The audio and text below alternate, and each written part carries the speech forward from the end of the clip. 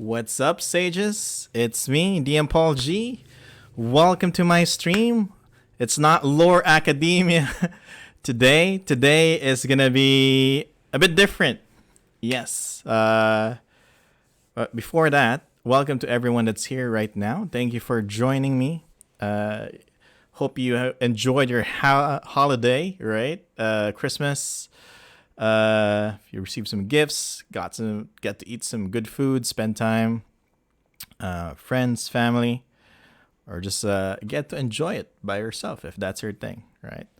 But yeah, Christmas raffle. No, we're not. We don't have that yet. Few improvements though. We do have some moderators now. So we have a couple of moderators been added here. So that is an improvement. I finally figured out how to add moderators on stream. Hopefully that will help us avoid getting those spam chats and everything. So thank you for those who volunteered or was forced to become moderators for the stream. And yeah, you're the true hero. Hello. All right, so we got some people here today. That's good. And one day it will work. Yes, just believe. There we go. All right, so we got our moderators here. Nice. I'm mod now. Yes. So yeah, it's Chaos Hammer and Nice to meet you. Those are the two that got perfect attendance since day one. So yeah, they got those. So congratulations. I don't know if I'm supposed to be congratulating you both, but yeah, you're mods now on the stream. Okay. But yeah, why is it gonna be different today? So we're supposed here on our stream we have Lore Academia, where we review adventure modules about the moon chase and try to learn the lore. So that way we'll be informed, and me as a adventure writer and one of the storyline coordinators for the Moonshade Isles under Balman Games, it will be easier for me to create new storylines or come up with new storylines that are actually quote unquote lore accurate, or at least it will not have any problems with previous adventures. So if you want to play from like 4th edition up to now, or even the 1st edition up to now, there will be no problem. So yeah. And speaking of that, we'll actually be releasing our new storyline that me and Savannah Houston McIntyre, the other storyline coordinator for the Moon Chase, together with awesome writers. I can't wait for that to be revealed. But once that is revealed, I'll let everyone know. But they're premiering their adventures at Winter Fantasy. So if you're in the US, you're available February 1st to 5th. Then just I know I should have the link here somewhere, but I still don't have it. But yeah, once that's out, I'm gonna send it here. But yeah, check out Winter Fantasy. You can Google it under Balman Games. All the games are there. You can play the new Moonshade Isles storyline called Moonshade Isles Malefic Delusion. So there you go. Nice. Looking forward to playing or running at Winter Fantasy. Yes. Good job. All right. So today is going to be different because last week, Wizards of the Coast, more specifically the Adventures League team, which released some new documents, 4 of them to be exact. And that's a lot. And if you play Adventures League, which is the ongoing or official organized play campaign for 5th edition, D&D 5th edition, then you all want to be updated. You all want to know what are the new rules, the current rules, and if you're intimidated with all these things, or you're curious about how do you play Adventures League, right? You have your home campaigns. They're all awesome. They're all good. But you keep hearing these Adventures League. Sometimes you may even hear other people say, don't play Adventures League because it's bad. You know, there's a lot of things that don't make sense. There's a lot of updates that don't make sense. Sometimes you hear other people say it's great because it brings people together. When you're in a convention, Most of the games played at events are Adventures League because that's the easiest way to get people to play D&D because all the adventure modules are there. There's a set of rules that everyone can follow. So whatever you've heard that made you curious and you're now here, great, because now we'll become experts with the latest Adventures League rules. Yeah. Okay. ALPH or AL Philippines revival. Now is this gonna be the revival of ALPH? We'll see, right? Because everyone's hiding in their own Discord silos, but I'm sure there are a lot of people, especially here in the Philippines, that are playing Adventures League. I just know it. I can see it. I have like all casting like divination spells to check to see if who's playing, who's not, and yeah. And I'm just too lazy to chat. That's the problem. Yeah. Dying to play in person, Ale makes it easy. Yep. Again, this is not for everyone. Not everyone will like Adventures League, but for me, I fell in love with 5th edition because of Adventures League. My imagination is just too big. It's too much. I need some sort of limiter, something to control, something to make my head focus on what I'm playing. And Adventures League gave me that because, it told me, all right, play D&D, but have these boundaries. Try to play it with these boundaries. See if that'll work for you. And it did. And that's why I'm still a fan. Even now, with all the changes that has happened, I'm still a fan of Adventures League. And I'm still trying to support it as much as possible, including now. So, there. So, we're going to go through 4 documents today. Which has been released last week, I think December 19 or the 22nd of December. Last week. So there are 4 documents. First thing we're gonna read is the D&D Adventures League Player's Guide, and then we're gonna go to the D&D Adventures League Dungeon Master's Guide. And then we're going to go with the D&D Adventures League Dungeoncraft Design Guide for Ravenloft Adventures. Yes. And then last but not least, we're going to go with D&D Adventures League Dungeoncraft Design for Eberron Adventures. That's right. So if you want to make content for Adventures League like I have, this is where I started. How do you do that? We're going to read all of those documents. And this is going to be either a very short stream or it's going to be a long one. So if you have any questions, throw it in chat. And then let's see if we can have a quiz later and who's gonna pass or fail, right? If you want to become sages in the stream, then you have to prove it, right? There, including me. So let's go through this. Let me see. How do I disable or how do I show the PDF? There you go. So this is the first document that we're going to read. This is the Player's Guide for Adventures League. Again, if this is your first time seeing this document, this is the first time you've heard Adventures League or want to learn more about how to play this version of D&D 5th edition, the organized play version, then this is the guide that we're going to read, okay? And hopefully this document will define what AL is better than I did or what I'm doing right now, okay? So what is this? What is this document? This document provides you with the rules for creating and advancing characters within D&D Adventures League. The official or unofficial. Does that mean there are other official? Organized play program for Dungeons and Dragons. Companion to this document includes the D&D Adventures League Dungeon Master's Guide and the D&D Adventures League FAQ, which we're not going to read because unless there's another FAQ document that's been released, that's the time we're going to read the new one. All right.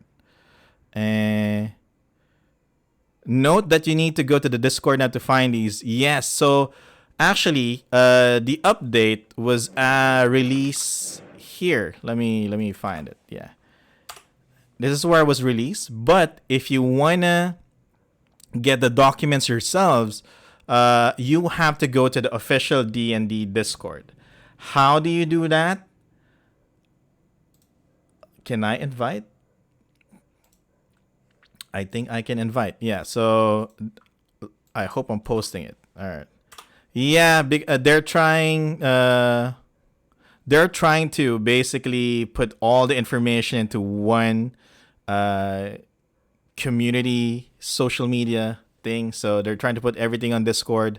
But I think the best way for these kind of files is gonna be uh, in the official website, right? They have the article here, so might as well put a link on how to get there. But anyway, yeah, so we're gonna go through this because it might be a hassle for you to read, might be intimidating, or you know what? You're just waiting for me to read it for you. So let's go with that. Anyway, note that this document is not a comprehensive guide to all possible educations. See the companion documents above for more info. Yeah, because there are rules, there are limiters and limited boundaries on how you play your D&D game. But this document covers participation in D&D Adventures League adventures in the following campaign worlds. So if you want to play D&D in the Forgotten Realms, Eberron, Ravenloft, and Dragonlance, this is the place. All right. So now this is a big upgrade because now we can officially play with the new Dragonlance book that just came out, Shadow of the Dragon Queen. Now we can play Adventures League legal adventure modules. And other content creators or writers, authors can actually create adventures for these settings. So we're going to review that later. So how does this work? How do we create a character? What's different? What's different about creating an AL character? Is it hard? Is it easy? Is it BS? Well, you be the judge as I read that to you. Okay? So use the character creation rules as presented in Player's Handbook, or in short, we call it PH. Before it was PHB. So you have the PHB team and you have the PH team. And with the following notes. So you begin play at first level. So that means if you're playing an AL game, you have to be at first level. Yeah, I know there's another way. We're going to get through that. But for here, as we're reading it, you can't be level 2. You can't be level 3. If it's your first time playing, you have to be at first level. Who the hell calls it PH? Apparently the document does, right? So they all want us to call it Player's Handbook because PHB, handbook is one word. So there. I don't know. Step 0. Okay, not step 1. Step 0. Choose your campaign. You may choose to attach your character to a Forgotten Realms, Eberron, Ravenloft, or Dragonlance campaign. Your choice affects a few rulebook options available to you and limits your adventures to those attached to a specific campaign or available to more than one campaign.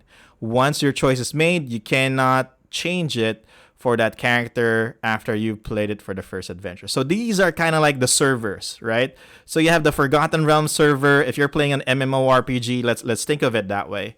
You have the Forgotten Realms server, you have the Eberron, Ravenloft, and Dragonlance. So those are the campaigns. Once you select that a campaign for your character, you cannot change it anymore. So you're limited to those adventures. Okay. So if you played a Forgotten Realm adventure, if you selected that, then you can only play Forgotten Realms adventure. If you created a character for Dragonlance, you can only play Dragonlance adventure. So that is the step 0. You cannot switch campaign or switch servers. For now, at least, unless it's written here somewhere, you cannot. So, but in the future, that might change. Who knows? There have been a lot of changes in the AL rules, right? Once you've selected your campaign, choose a race or lineage. So, there's a sidebar for available rules choices. Custom lineages found in Tasha's Cauldron and everything are also available, so you can use that. And we're going to read that, like what books can we actually use or what sources can we use? Can we just use anything that we found on Reddit or in DM's Guild or just official Wizards of the Coast or WotC books? What can we use? No more going in and out of Ravenloft. We're going to see. We're going to read through the rules. So There. So 1, you choose your campaign. 2, choose your race or lineage.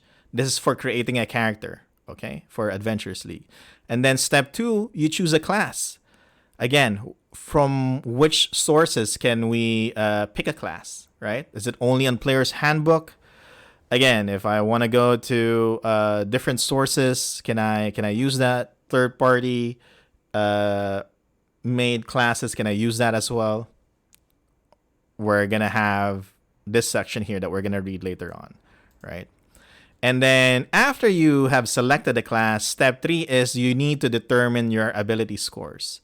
The ability scores are generated using one of the following methods. So we can use the standard array set in the Player's Handbook, which gives you 6 stats. That's 15, 14, 13, 12, 10, and 8.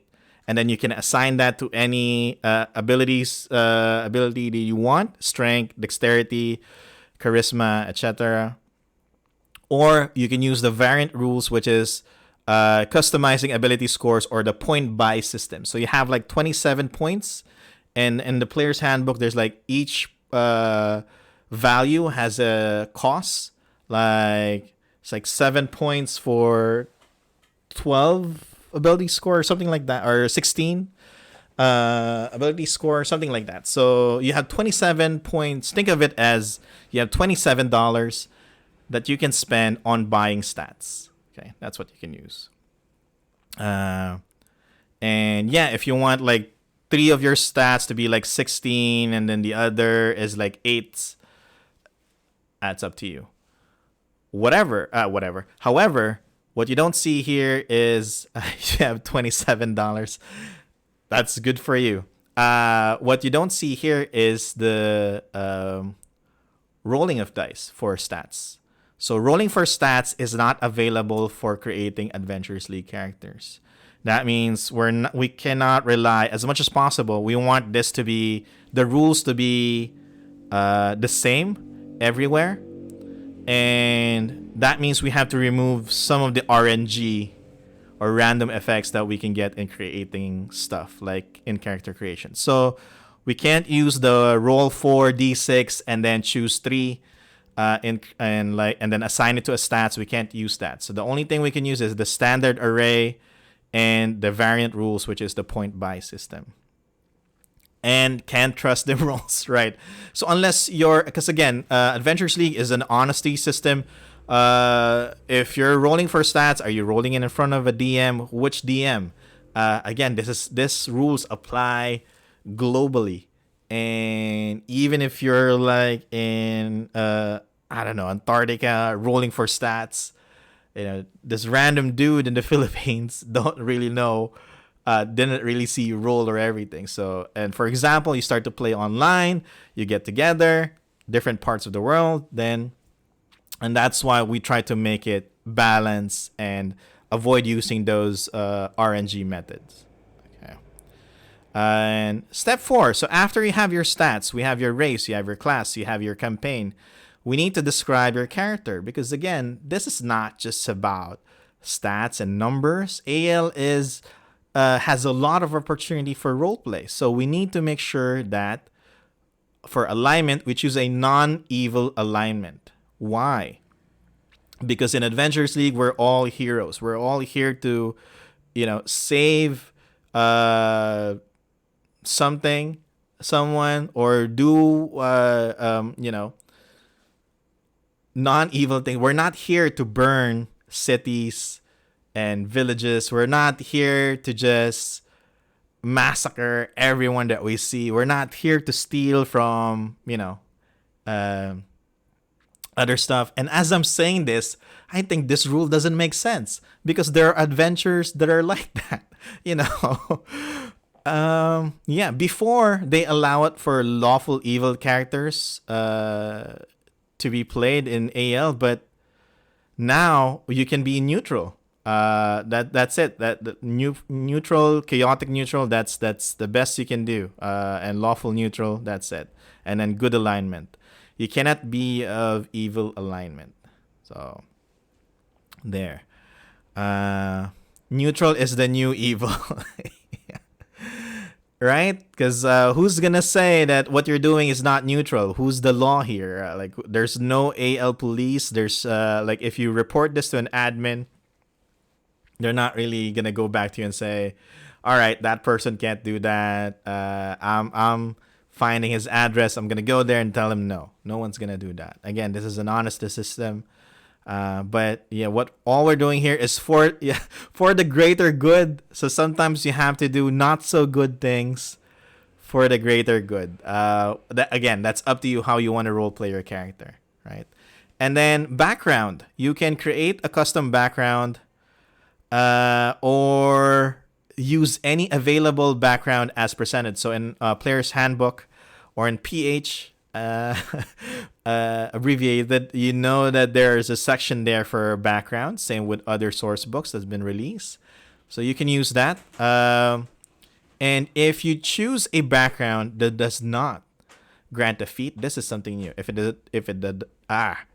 does not grant a feat, you may choose one of the following feats for your character: skilled or tough. So 2 feats, right? So this is new. Again, this is something that is for one D&D, something that they're trying to test out, right? So backgrounds becoming, having more value in the character creation process, not just something you ignore because it's just fluff, it's just flavor for your character, right? So now, by selecting a background, or the correct background, then you also get like mechanical benefits for it. And if you don't, then if you select a background that doesn't give you a feat, you can select either skilled or tough.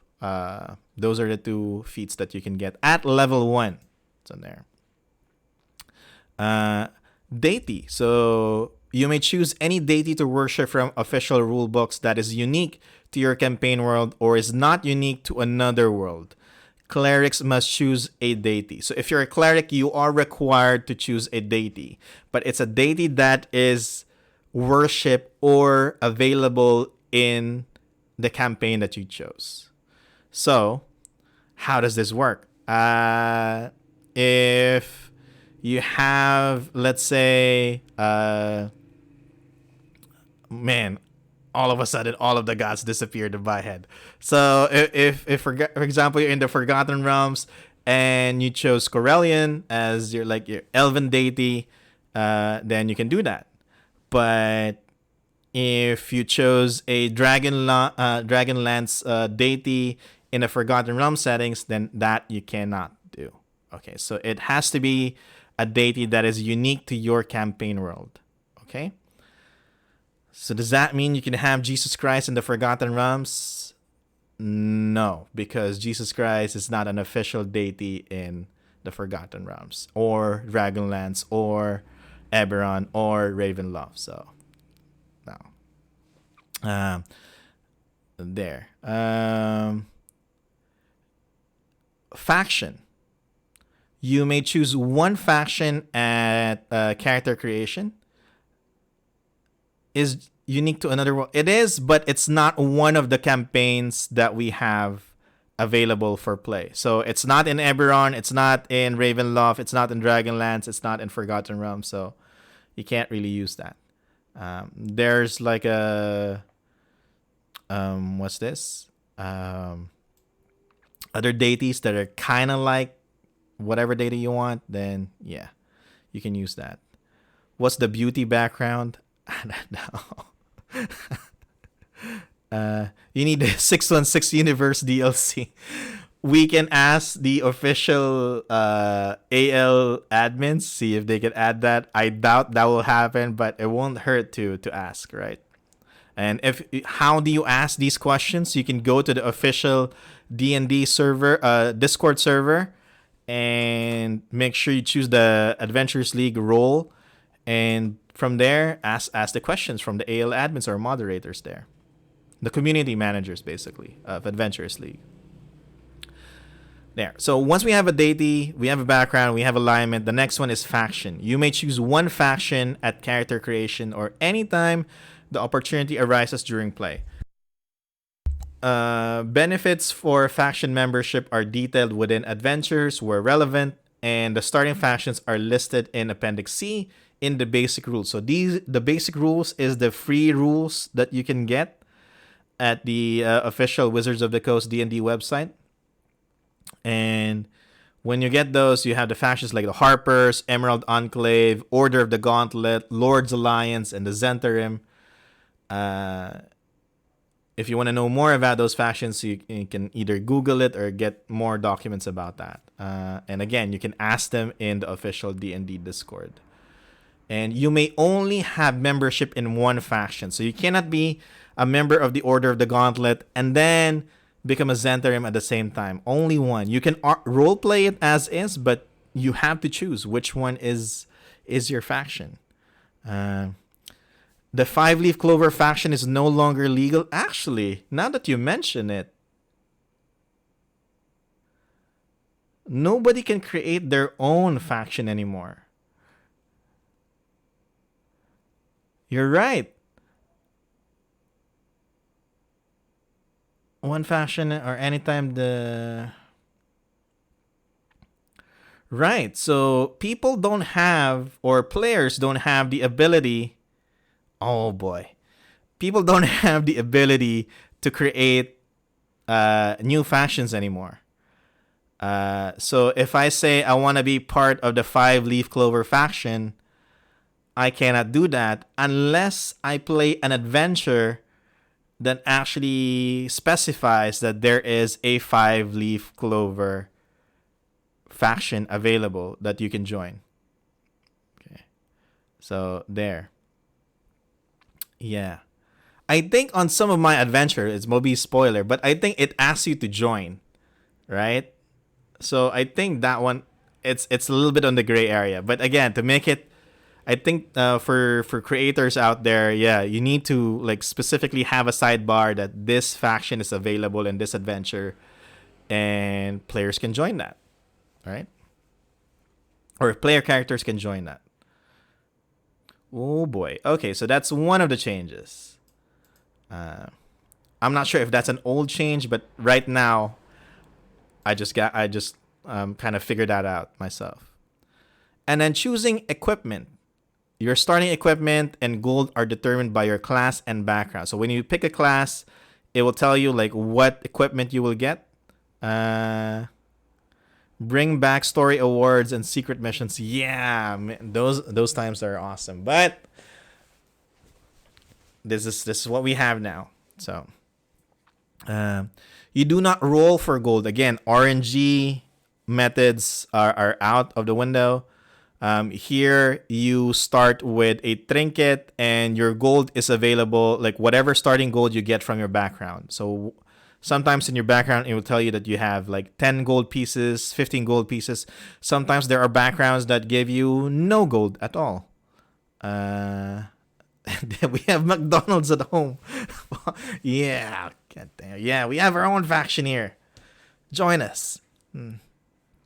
So you may start with a trinket available from the rules choices. You can also sell your starting equipment. If you don't need some of those, you can sell all of them or just one. It's up to you. And using the rules in the player's handbook, which is basically half price, right? You can sell a sword for half price, and that's the gold value that you get. Oh, thank you for the follow, Mustard Jedi. I love that name. And can buy equipment, spell components found on the PH or available rules. Right. Okay. Now, I said a while ago, when you're starting in Adventures League, you can only start or begin play at first level, right? Let me highlight that part. You can only begin at first level. Well, apparently you can also start once you have figured out, or you don't want to start at first level as your first game, or you're playing a game that is for higher tier content, then you have an option to start playing at 5th level. That's right. You can create a character. You do all these steps from step 0 to step 5 and set it at 5th level. That's right.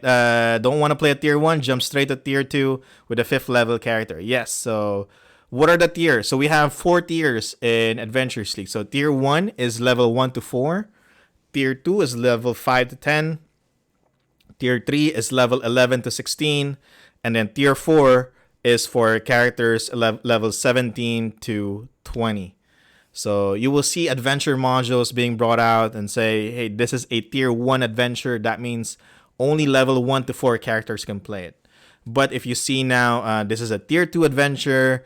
You can create a level 5 character right away. And when you do that, when you create a level 5 character, instead of starting at level 1, you may choose one of the following magic items and add it to your gear. All right, in addition to your background and class equipment. So that is awesome. So what can we get? So +1 weapon. You can get a +1 shield, +1 Rod of the Keeper for warlocks, +1 of the war mage, and then if you want an all-purpose tool, you can get that. And then these +1 items from Tasha's Cauldron. What is that? Tasha's Cauldron to everything, I think. Yeah, of everything. Tasha's Cauldron of everything. Source book. Like, for example, the +1 Dragonhide belt is for monks that can help you. These are like class-specific items that you can get. Thank you for the follow. All right. And yeah, so that means if you start at level 5, you get 1 magic item right away. What magic item that is that? It's this list. Pick one. All right. Or a bag of holding. Bag of holding is one of the best magic items out there. That means you can hoard and hoard and hoard, get whatever you want, and just put it in the bag of holding. Make things easier for everyone, right? And there was a time where it's really hard to get a bag of holding. And now it's right there. So I envy those new players that we have. Good job. What rule book should I use? So in step 1, step 2, even in step 4, they ask us, like, you can use like source books for choosing a race, lineage, class, background. But what can we actually use? So you can use non-optional rules found in Player's Handbook, basic rules, and all the books listed below. If a rule has been reprinted in a newer resource, for example, Volo's Guide has been reprinted in, like, most of the content in Volo's Guide has been reprinted in Mordenkainen's Multiverse, Monsters of the Multiverse. Is that the name of the book? Let me just look at my stuff. Monsters of the Multiverse. There you go. That's the name of the book. Then you use that. You use the updated version. Okay. And same thing. So if errata has been done, you use the latest version, basically. You can't just say, I'm using PHB or Player's Handbook version 1.0. No, you have to use the latest version of the Player's Handbook. So all the erratas that happened, you need to apply that. That's why for Adventurers League, whenever an errata document comes out, everyone starts to gather and starts reading it because they start to check the changes, and those rules apply immediately. There. So what books can we use? We can use Fizban's Treasury of Dragons. I don't know why I'm looking at my books. The title is right here. You have Mordenkainen Presents Monster of the Multiverse. MPMM. The other one is FTD. Those are the abbreviations. Tasha's Cauldron of Everything. We can use that. TCE. Xanatar's Guide to Everything. XGE. We can use that. And additional rule books for your campaign as presented later in this document. Additional options are presented in the FAQ. So we have an FAQ document, but we're not going to read that. You may also use the rules found on the following digital publications available in dmsguild.com. Elementor Evil Player's Companion. This has been around since like the second book, Princess of the Apocalypse. It's been out for a long time. EEPC or this one, Locarat Rising from LR. This gives you an option to create a race. I forgot the name of that. Is it a Locarat? I'm not sure, but because I don't use this resource. But yeah, I know there's another race that you can use if you have that document. Additionally, the following variant or option rules are available. So if you look at the customization options in Player's Handbook, you can use that. If you want to use like variant human, you can also use that. If you want to customize your origin, you can use that from Tasha's Cauldron of Everything.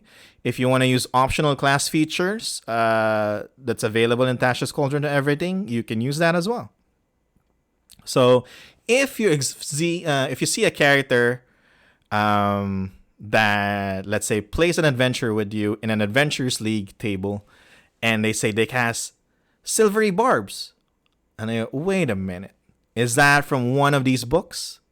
Can you find Silvery Barb spell in Fizban's, in Tasha's, in Player's Handbook? If the answer is no, then that is not an AL legal spell to have. If you have classes, races that are not found on these books, then that is not an AL legal character. And basically that prevents you from participating in AL games or Adventures League games. So we need to make sure that your sources, everything is from one of these documents or books. Okay? There. So these are the resources we can use. And like a great example of that is like DMPaulG. You release a third-party class called Rider, right? That makes you go have a construct companion that can transform into like a giant mechanized medieval Escaflowne-esque Gundam type weapon. Yes. Can you use it in Adventures League? No. All right, but it would be great in your homebrew campaign. Is it balanced? Probably not. But it's cool. Playing adventures. Turtles are in More Than Kind Presents. So yes, you can use that. So a lot of the races from previous books like Volos and what's the other one that got kicked out? Volos and Tome of Foes, Mordenkainen Tome of Foes, are now in Mordenkainen's Presents Monsters of the Multiverse. So they're all there now.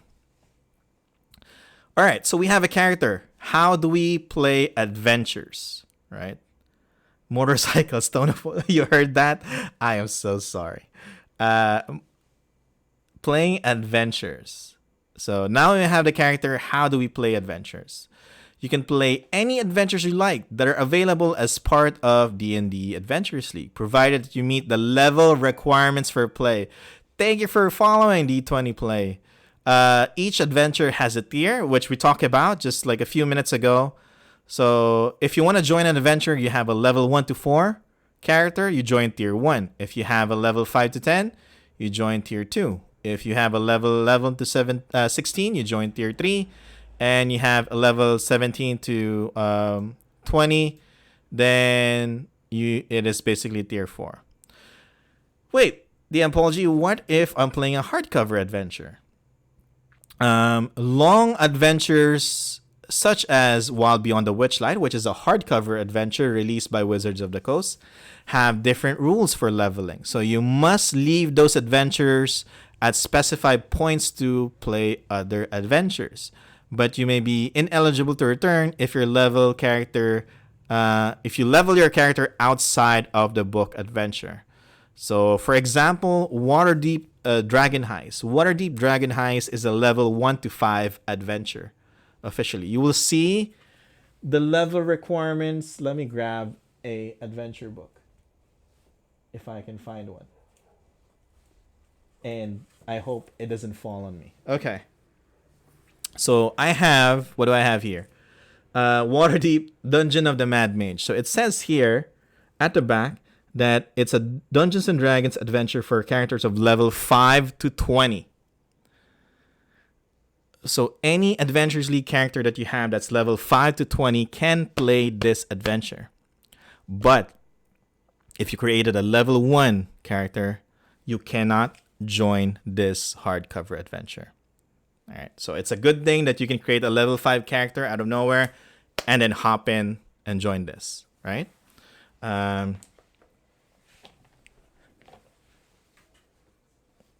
So that is basically the rules that we have for playing adventures, like hardcover adventures. So does that mean that all the official adventures released by Wizard of the Coast for 5th edition are illegal to play? Yes. Okay. That's what we have. So the Spelljammers book is a level 5 to 8 the adventure book, which is Light of Xerxes. So play that level 5 to 8. And I think that one has a different ruling too. So again, you have to go to the official D&D website to get that there. Log sheets. What the heck is a log sheet? All right. So you should use a log sheet to track rewards and note any other important information for play of an adventure. Identify each adventure and session by providing a code listed in many adventures or a title, and a log sheet is available on the official website of Adventures League. So what is a log sheet? So a log sheet is a way for you to document what happened in your adventure. So it's like our XP tracker, or your save point if you're playing a game. And so you played, let's say, a Dragon's Breath, and you write that there. Who's your dungeon master? How much gold did you get? What other magic items did you receive? What other rewards did you get? Did you get a story item? Those are the things that you will write on the log sheet. And why is that required?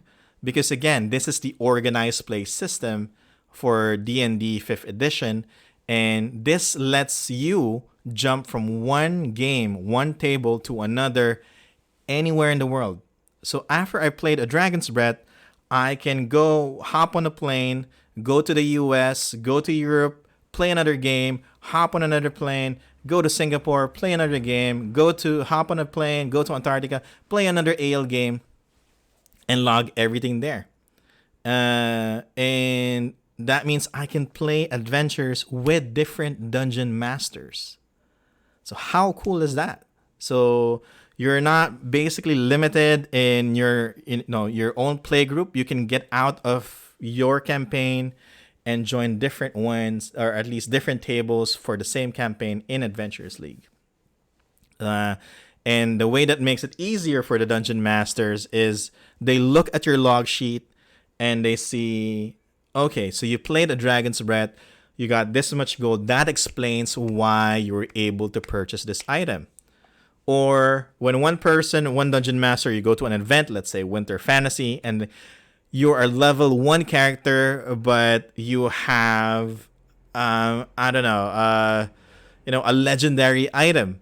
You have Black Razor, for example, at level 1. How the heck did that happen? So your dungeon master is probably going to ask for your log sheet and say, all right, at which game did you get Black Razor? And they're going to tell you, if that's not written on your log sheet, then that means you can't use it for the game. Does that mean I can cheat my way and just write, I played a Dragon's Breath and I got Black Razor and then I show it to the dungeon master? No, because again, most of the what do you call this? Most of the dungeon masters have played a lot of these adventures, and they know where these items come from. If you're a new dungeon master to Adventures League, it's okay. It's all right, because here it tells you like what kind of items you can get. Okay. If you don't know where these items come from, if you're not sure that your players are supposed to have them, you are the dungeon master. You can ask your players, and we have the rules for that as well. So we're going to continue reading through it, see what are the guidance for that. Okay? But the log sheet is your friend. Actually, that's the reason why I fell in love. One of the reasons why I fell in love with Adventures League is the log sheets. Yeah, believe it or not, because supposedly it's added work, right? But all right, it's the motorcycle of doom again. But with log sheets, I can actually see my character's progress, right? Before, you only look at the character sheet and you see, all right, nice, there's a +1 weapon there. Awesome. That's awesome to my character sheet. But having another page called log sheet, and then you see that, all right, nice, I played this adventure with DMPaulG in Amsterdam at this time, and all the good stuff, and you have it on record, which is nice. If you want, you can even have your dungeon master sign your log sheet, so you have I don't know, some good memories, and have your log sheet signed, and then hopefully it won't get used for identity theft, right there. Kind of like an adventure journal that way. Yes, you're right. Yes, basically that's it. So which is nice. So it helps your dungeon masters. It's good for the players also, and that's why we have it. That feeling when you don't take meticulous notes for every single session you participate in. Yeah, right? So now that you have log sheets, how do we level up? All right, I made a level 1 or a level 5 character. I played an adventure, A Dragon's Breath by Paul Gabbat. How do I gain a level? So you gain a level at the end of each play session that completes an AL adventure or part on an official D&D adventure at your discretion. Whose discretion? Your discretion, the player. All right. If you'd like to continue playing at your current level, you can decline to gain a level, and you can still keep the rewards earned. So let's go through the first paragraph for a second here. So that means, all right, okay, all right, there we go. So how does this work? One session. So for each play session, if I play an adventure module, which are those short modules that we've been reading the past few weeks, you can gain a level. Or if you're playing a hardcover adventure like Dungeon of the Mad Mage, then after one session, you may choose to level up or not. Okay, it all depends on the player, you. Thank you, D20, for staying. Appreciate it. So yeah, why don't you know? Why is there an option for you not to level up? Because again, if you look up, there are Adventures League are separated by level tiers. So if you want to play a lot of low tier adventures and you level up every time you finish one of them, you're not going to be able to play every adventure that you want. So sometimes if you want to stay at level 4 so you can play like a trilogy of level 1 to 4 of tier 1 adventures, and then your favorite author just release a new adventure and it's also in tier 1, you may probably refuse to level up. Or you're playing a hardcover adventure, let's say Waterdeep Dragon Heist, and again, it's only a level 1 to 5 adventure. If you go to level 6, you cannot go back to that adventure anymore. Or like you go out of Waterdeep Dragon Heist, you play an adventure, and that if it will make you level 6 or outside the level range of that hardcover, you can't go back anymore. So that's why this option here that you can decline a level is available. You gain hit points, listed, fixed, so value for your class, so plus any modifier. So it's the average of your hit die plus any constitution modifier that you have. Whenever you gain a level, you may rebuild any aspect of your character. This is something cool with Adventures League, or a double-edged sword kind of thing. Every time you level up, you want to change your character. You don't want to be something anymore. Then you don't want to be a barbarian. You want to be a warlock. Then you can change that. But I'm gonna stop myself and read below before I say something wrong. So once you achieve 5th level, you may choose a magic item as presented in starting at play at 5th level. So if you started at level 1, you become level 5, you can pick a magic item from that list that we read a while ago. Rebuilding. Whenever you like, you can rebuild your character. However, you only retain equipment and magic items earned by adventuring and lose access to any items gained from your class feature. If you rebuild back to your class, you regain access to those items. So yeah, anything. So you can even change your name. You can change your name, you can change your class, you can multi-class, you can change your race, whatever. You can rebuild your character however you want, as long as you follow the steps 0 to 5 above. And the only thing that will not change are basically the items you gained on your adventures. That's it. Rewards. Whenever you have an option to level up, and other times during play, you'll earn rewards. These may include magic items, coins, other treasure, story awards, and event rewards. And because at times Adventures League releases a document, like now we have like the Midwinter Festival adventures, basically the holiday special adventures, and sometimes you get special items from those. So which is one of the cool parts of playing Adventures League, because basically those are like side quests, DLC content that comes out during the holidays, and you can play them. You get event rewards, or when D&D has their like official event, like when they're releasing a new hardcover, usually there'll be like new adventures coming out. You can play those and you get event reward from those, or charity events as well. Magic items. Whenever your party finds a magic item during play, you determine who has it for the remainder of the adventure. At the end of play, any number of characters may keep the magic item, including consumable items, if it wasn't consumed or destroyed during play. You may keep as many magic items as you are awarded, but the limit number of magic items you can bring to play session, but must limit the number of magic items you can bring to play session. So this is the limit right here. So let me go through this. That means at the end of the adventure, if you get a +1 sword, and that +1 sword is still usable, or at the end, everybody that wants a +1 sword can get that. And if you get a potion of healing and you didn't use it at the end of an adventure module or a session, at the end of that adventure, everybody gets that potion. That's correct. Does that kind of dilute and downplay the game? Yes.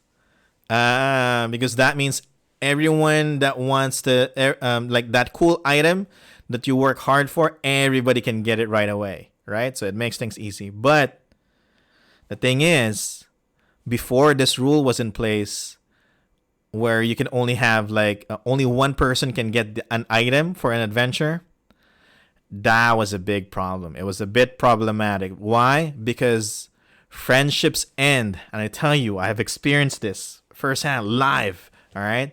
People fight. Friendships end. I don't know if family breakup happens, but it's very problematic that, you know, you have a table, everybody wants that +3 shield, and only one person can get it.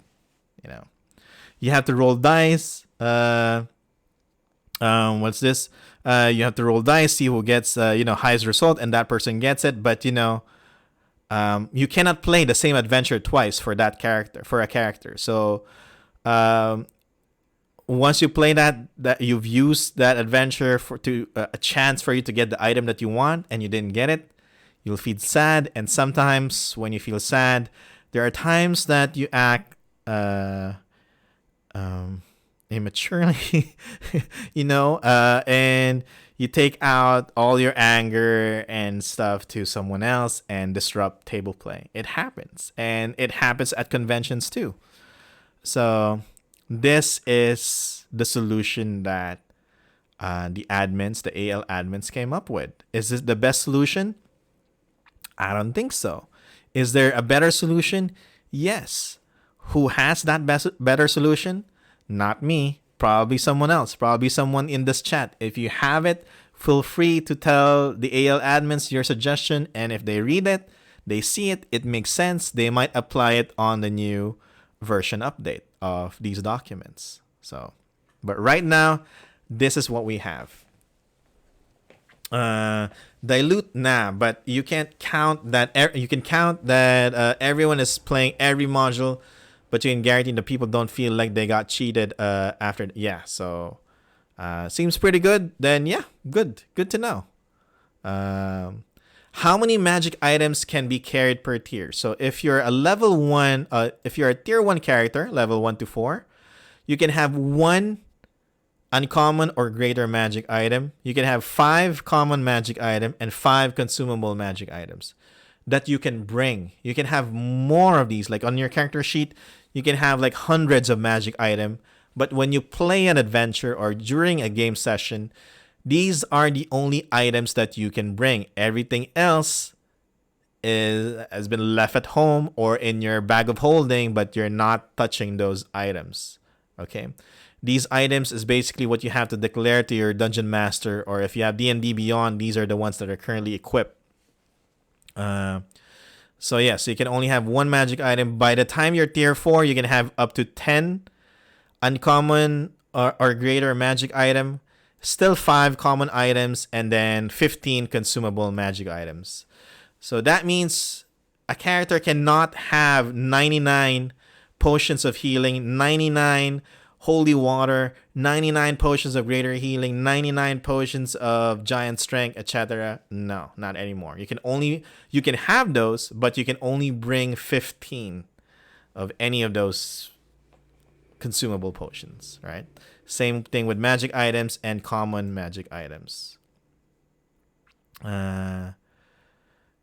So this is actually a good, for me, it's a good rule to have, because before you can only keep a certain number of magic items, but now you can keep as many as you want, but you can only bring this much. So this is good. It's like a Final Fantasy inventory to Adventurous League, yeah, which is good. Can you expand your inventory? Pay to win options probably in the future, right? But no, you cannot. This is it. This is the limit. Uncommon, rare, very rare, legendary, and unique permanent items are included in Uncommon Plus. And you have that, the common, potions, scrolls, ammunition. If an item is destroyed, consumed, or lost during play, it is removed from your character and cannot be reacquired unless rewarded again through play. So there. Something important is that legendary magic items may only be used in tier 4 play. So if you got, for some weird reason, you got a Black Razor sword, which is a legendary magical item at level 1, you can have it, but it's going to stay hanging in your house until you're tier 4 or level 17 to 20. That's the only time that you can take it out, polish it, and use it. That's for legendary magic items only. There, this one. There. Additionally, magic items may be available through events such as trading posts or special player opportunity. So there are places where you can trade magic items with event admins or with other players as well. You will have those options.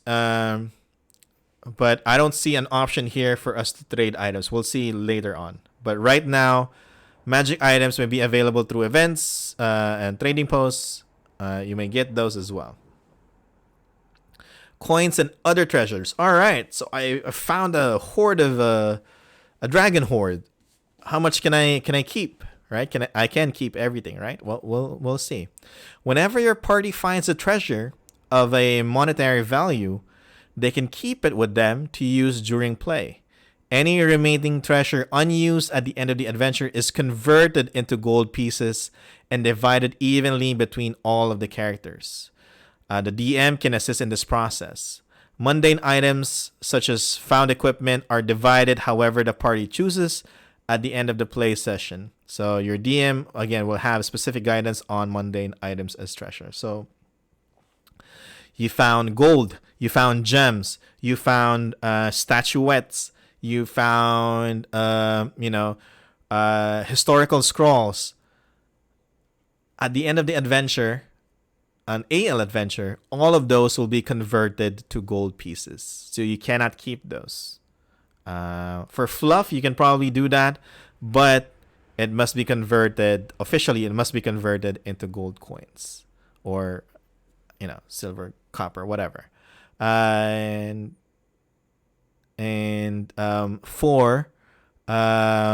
what's this? But if you got like mundane equipment like swords, armor, spear, arrows, right? You can keep those and split it among the party. That feeling when you don't want to sell your art pieces for money. Yeah, exactly. I have a character that collects statuettes, right? So like a statue collector, right? So like instead of action figures, you collect those ancient little statues that you find in dungeons and stuff. But then, according to these rules, you have to convert those to gold, so you cannot keep it. So that part sucks. Yeah, exactly. You're you're like ancient waifus from like Forgotten Realms, Forgotten Kingdoms, and stuff. Unfortunately, you cannot keep those. Coins, so story awards. Sometimes you may earn a story award. What is a story award? This is a special award or item that's sometimes presented as a certificate that may have like a physical certificate or a digital certificate that may have significance in future adventures if the same storyline has no effect outside of that storyline. Whenever applicable, the DM may ask if any of the characters are partly possess a story award. In certain circumstances, such case story items, the party may have to determine who has it for the purposes of the adventure. So for a Dragon's event, for example, it provides a story award, has a cool tattoo that it gives you, but that gives your character. And in future adventures, it might ask you, do you have that story award? So your character can say, this is more on the story side of things. Yeah, it's a story award, but more on the improving the story of your character story, that how it progresses, etc. Event awards. You may attend an event, receive a certificate, again, physical or digital, such as a pet or interesting trinket, as a reward for participation or engaging in a specific activity. These rewards are attached to the player, not a character. So you participate in an event, you receive an event award, you have it as a player. And then at the beginning of each play session, you may select one event award you possess and give it to a character. And you can only have one event award active at any time. So that's it. No pet trains. No, you don't have that. What happens if I die after playing an adventure for 4 hours or 2 hours? What if I get a disease or a curse? Lycanthropy, for example. During play sessions, if you die, you are subject to the lingering effects such as lingering effects such as a disease or curse, or removed from the adventure. You deal with the consequences for the duration of the session of play. While you're still playing at the table, whatever happens. If you die, that's it. However, at the conclusion, at the end of the session, you may choose one of the following fate. Either you return your character to life and remove the negative effect. And if you do that, you gain rewards earned until your character died or removed from play or gained disease, whatever. And then you may gain a level if you want. Or you just retire the character. That's it. That's my story. My character died. That's the end of it. Lycanthrope, may I suggest relocating to Moray? Yeah. You know what? Just for that. Yeah. So D&D is if you die, like is it my character or like I think if you die means just your character, not the player, okay? If you are returned to the adventure before the conclusion of the session play, you may return all there. So if you have a cleric that can revivify, raise dead, then you have all of that. Okay. And DM rewards. So Dungeon Master do receive rewards. So your Dungeon Master may have additional guidance through documentation or adjudicating specific rewards. If you have questions, ask your Dungeon Master. So we do have that reward. We can read that later. Okay. Between play sessions. Oh boy, I don't think we can read all 4 documents. We're just on the player's guide and it's been an hour.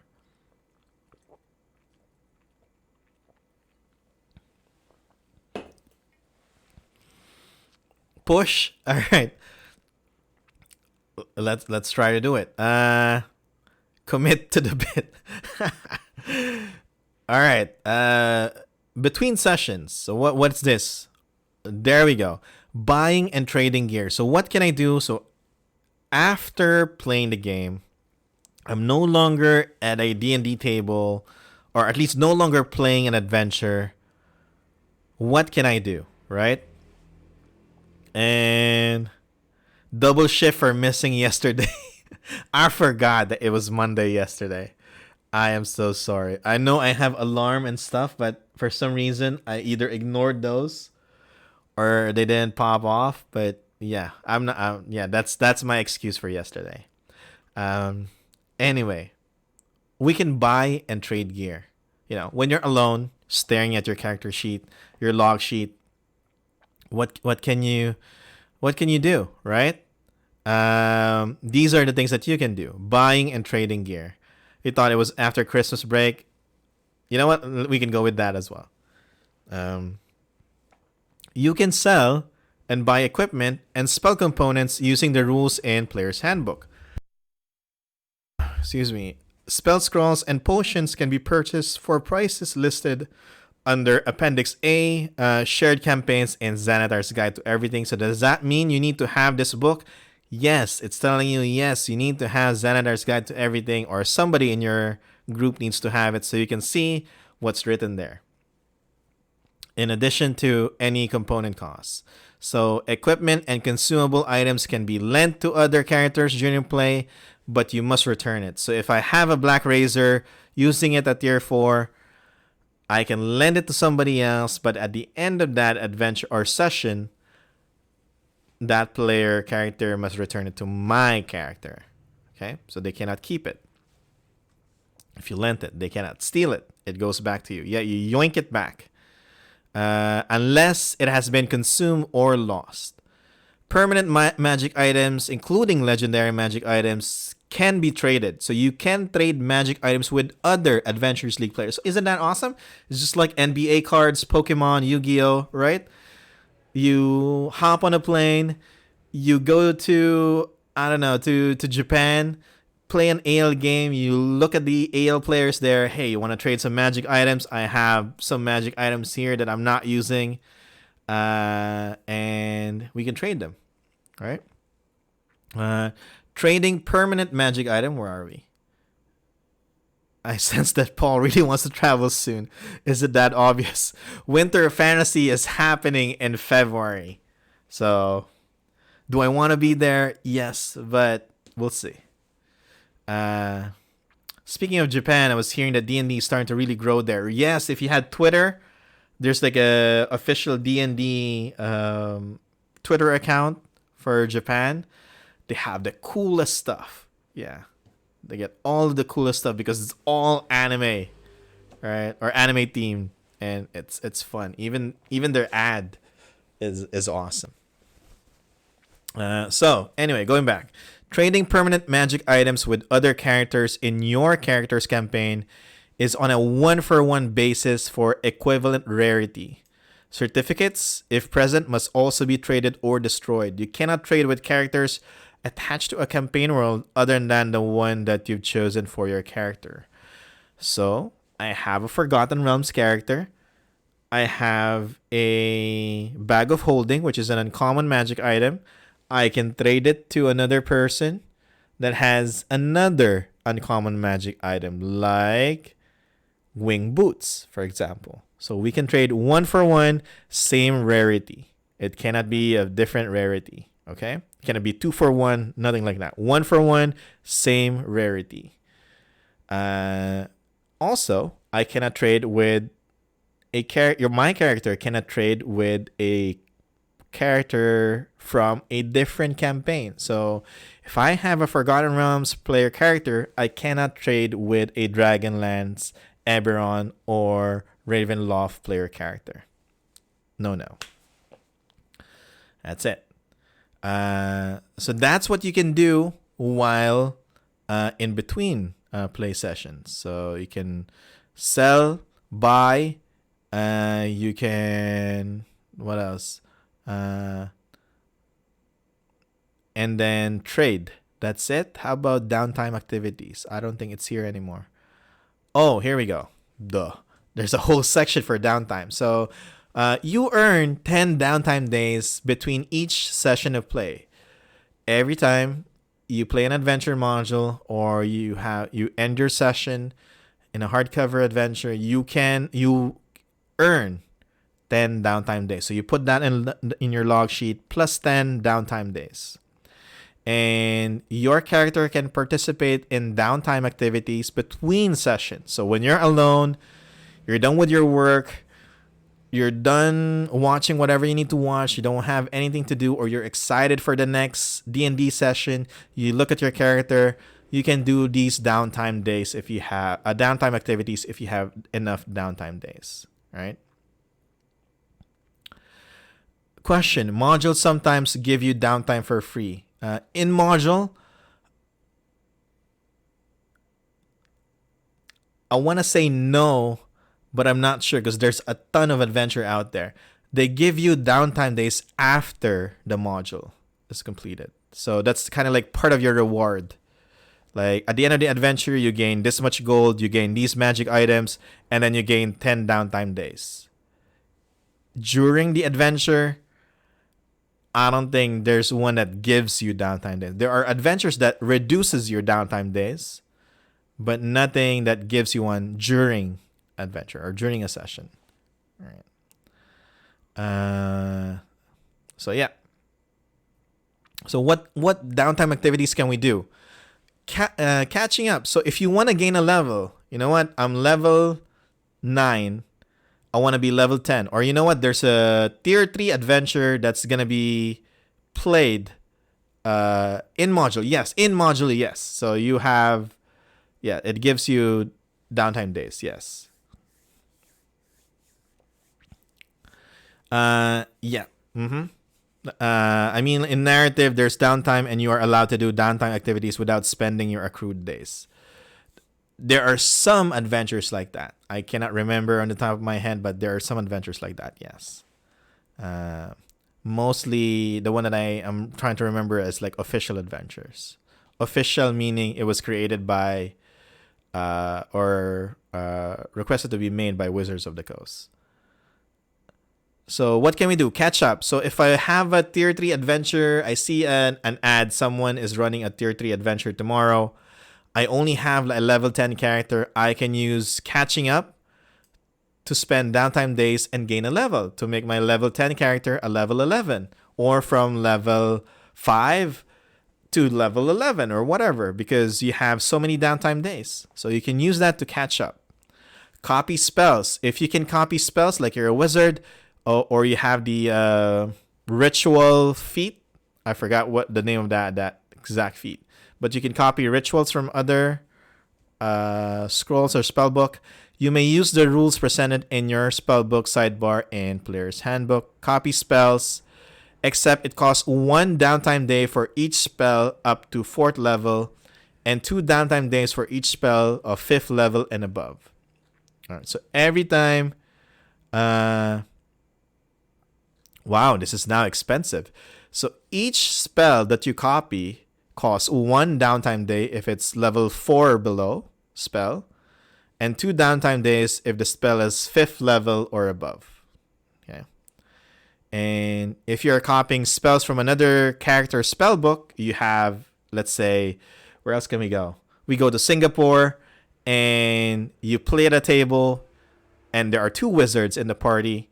At the end of the session, you can use your downtime days to copy each other's spell books to gain more spells, right?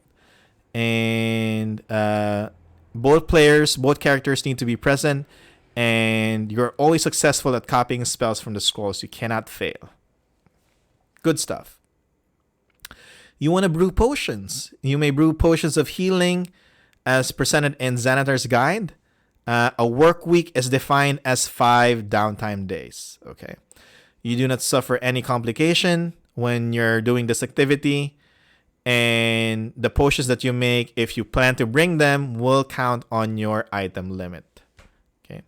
Scribing scrolls. You can also do that. Same thing. Work week, 5 downtime days.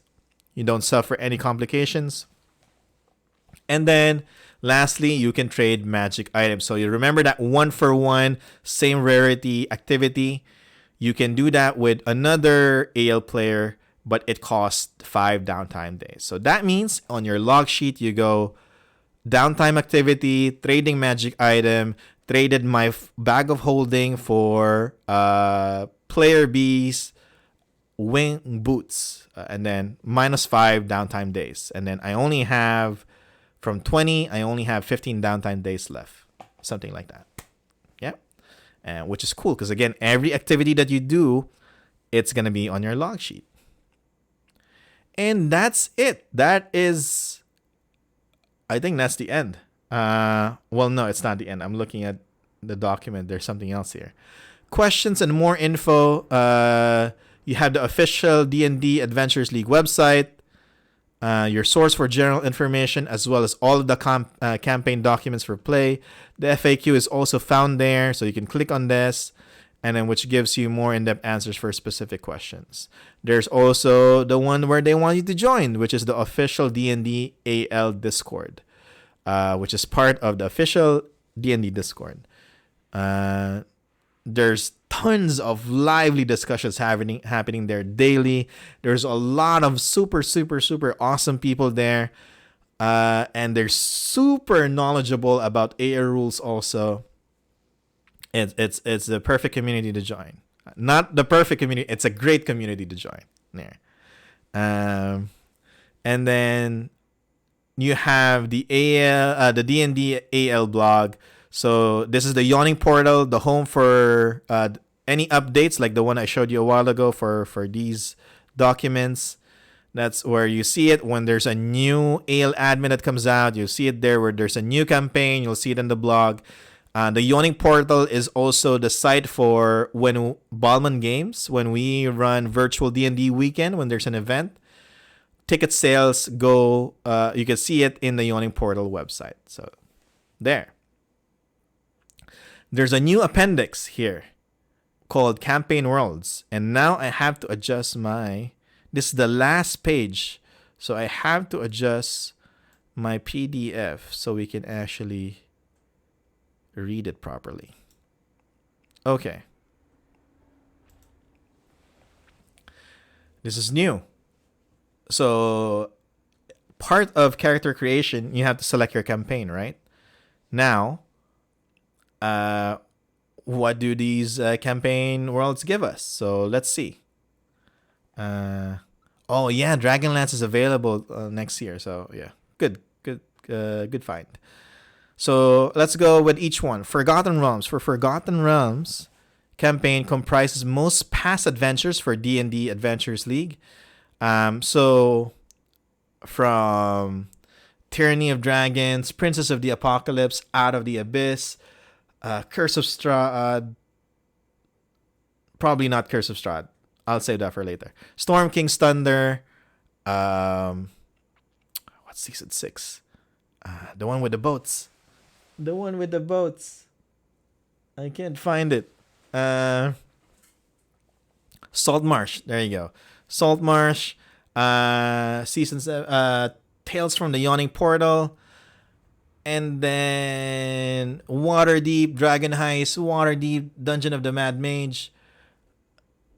And then Baldur's Gate, Descent into Avernus. And then Icewind Dale, Rime of the Frost Maiden. and then Wild Beyond the Witchlight,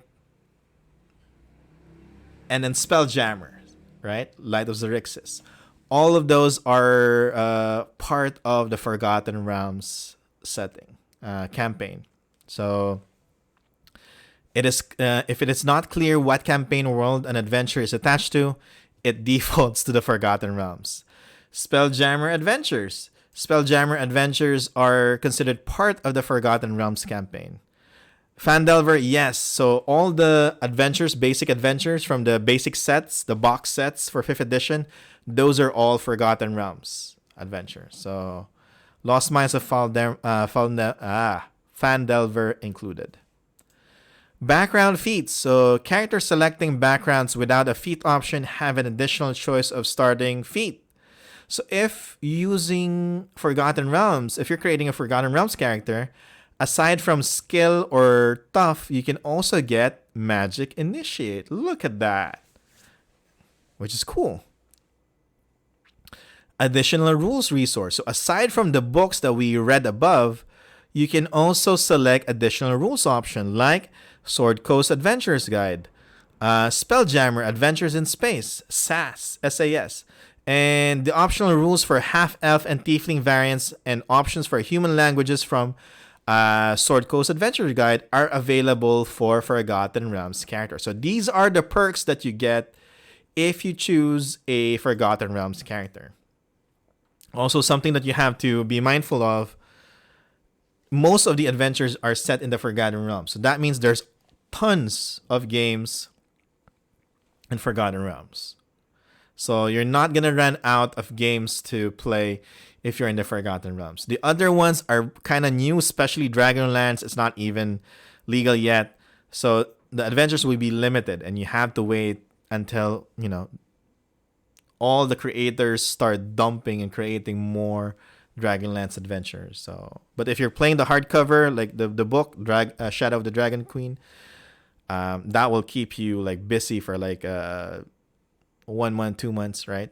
And then that's it. Eberron. Cool world of Eberron. Oops, what did I do? In Eberron, let me just scroll up. There we go. The following changes are presented above are in effect for Eberron campaigns. Older Adventures League adventures. So the Eberron Oracle of War storyline adventures, you can find that in DM's Guild. And salvage missions are now considered part of the Eberron campaign. They do not need to be played in a specific order, and characters can freely move between adventures and newer Eberron Adventures League adventures, provided they meet the level requirements for specific adventures. So you have the tier of place again. So tier 1 to tier 4. Adventures in official products. So the Eberron Rising from the Last War adventure, Forgotten Relics, is available for play. Do I have that book? I think I have that book.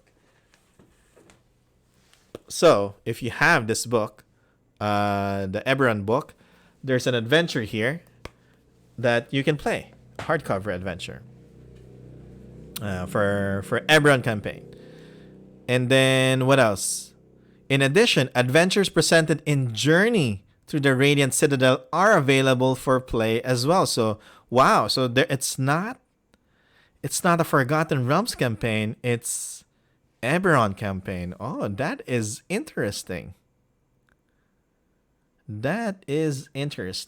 I was pretty sure that it's going to be part of Forgotten Realms setting.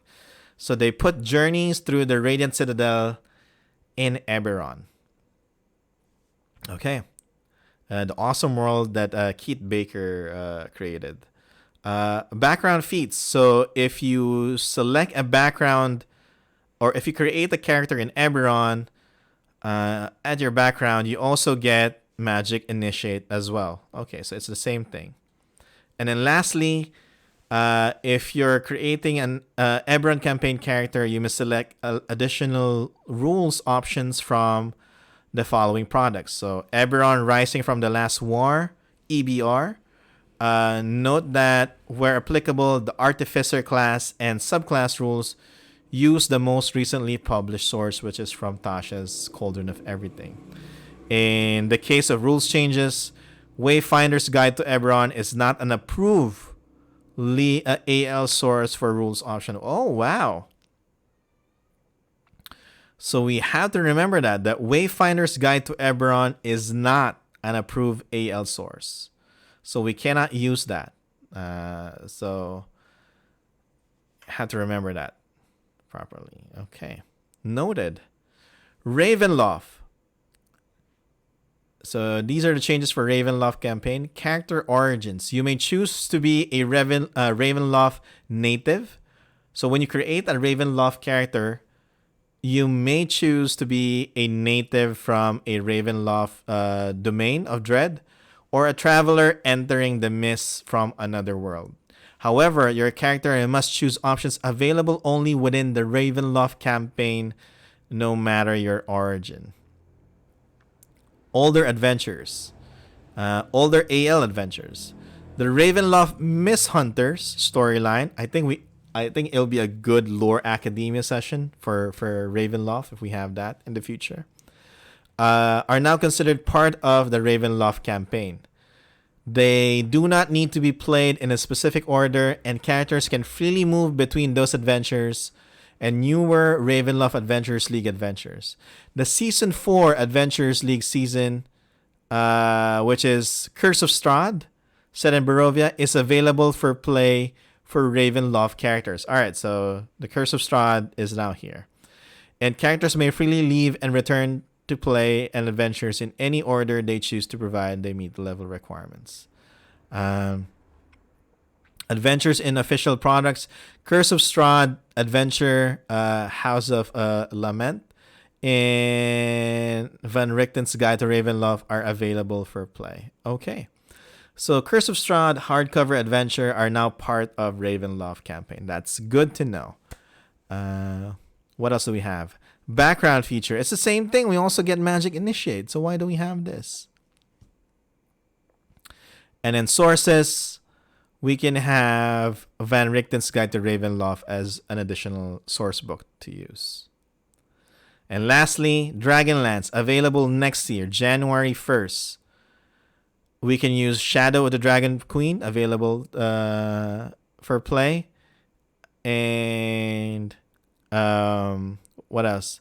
Additional rules, we can use Dragonlance, Shadow of the Dragon Queen, because that's the only official 5th edition source that we have for Dragonlance. Time to look up Magic Initiate. Magic Initiate gives you a level 1 spell that you can use once. And that's it, right? Am I wrong? There's probably something else there. Where is that? Magic Initiate. So choose a class.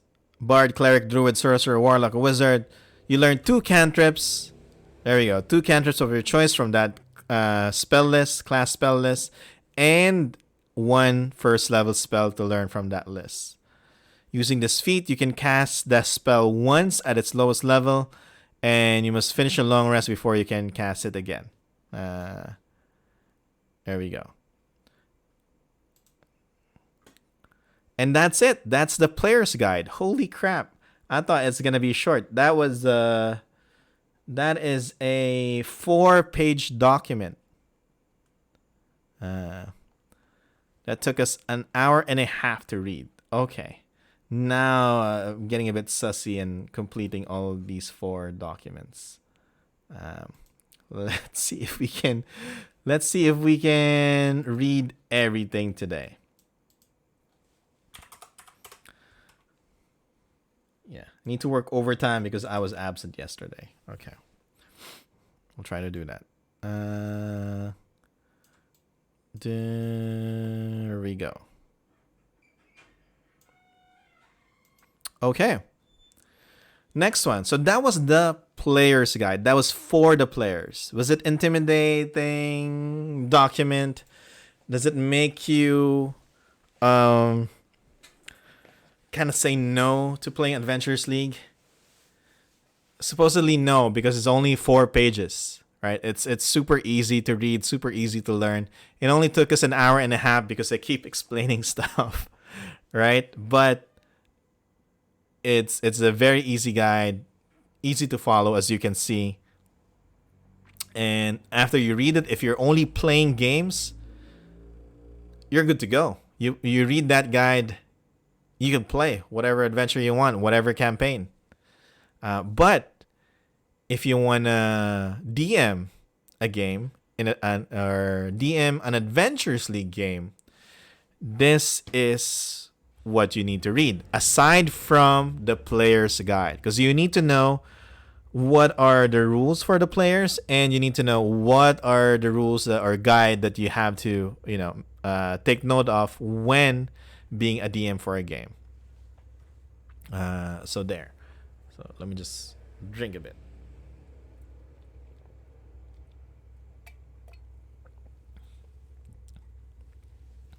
So, what is this? This document is a guide for getting started in dungeon mastering games within the D&D AL.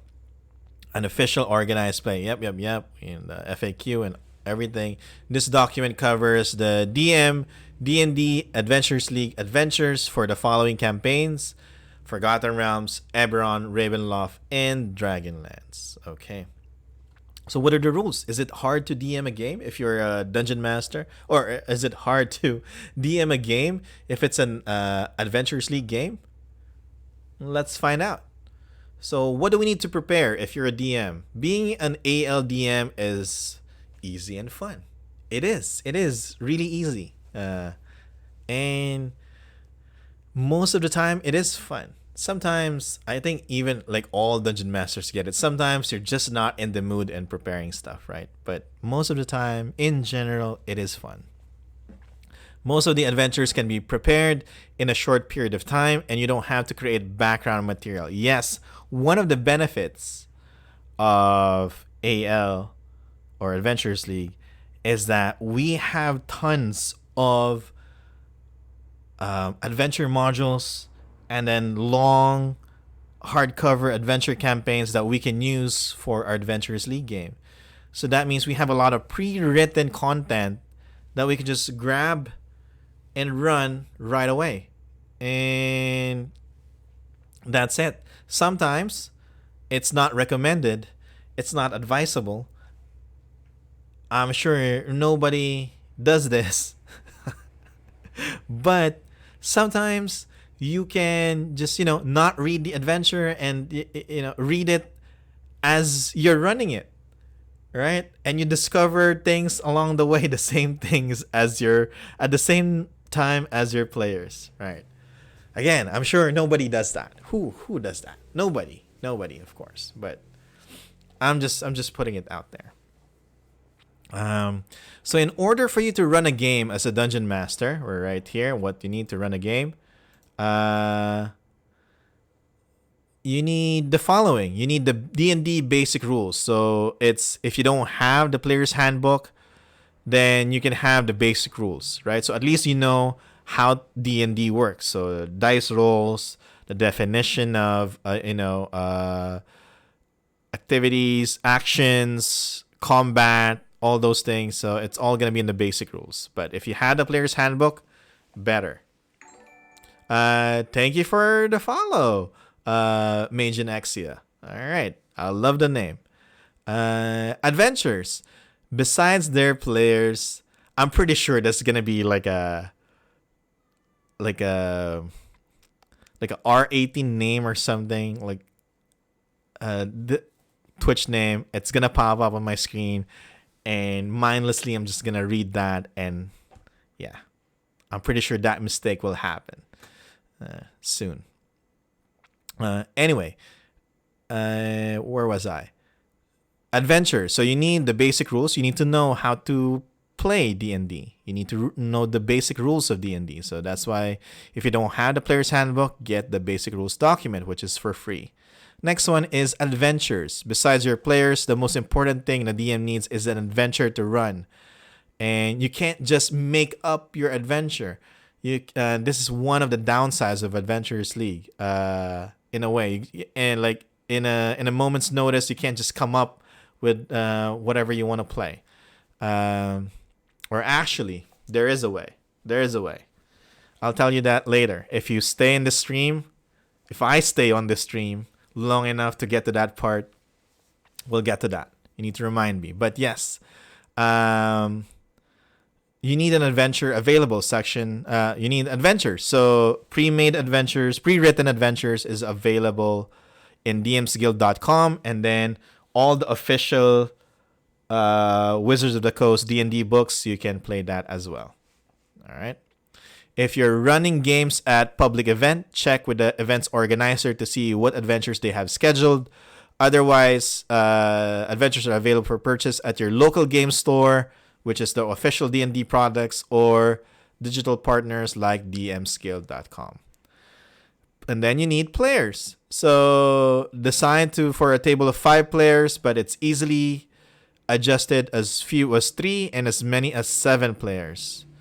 Tables smaller or larger than this might provide a suboptimal play experience and aren't recommended. All right. So we need to read this like raw, like rules as written. Okay. So a D&D AL game is designed for 5 players, but it can have 3 or as few as 3 or as many as 7 players. Can you have less than 3 players? Yes. Can you have more than 7 players? Yes. But those are not recommended. Okay? Because they provide suboptimal play experience. The pre-written adventures will not have anything for like 1 player or 20 player table. They will not just have that. So including the hardcover and the adventure modules you will find on DM's Guild, these are usually set for 5 players. So 3 to 7 is your player range, supposedly. Yep. But I've been to tables where there's 10 of us because, it's a big group. You haven't seen each other in a while. You all love playing D&D. So you play D&D with 10 players.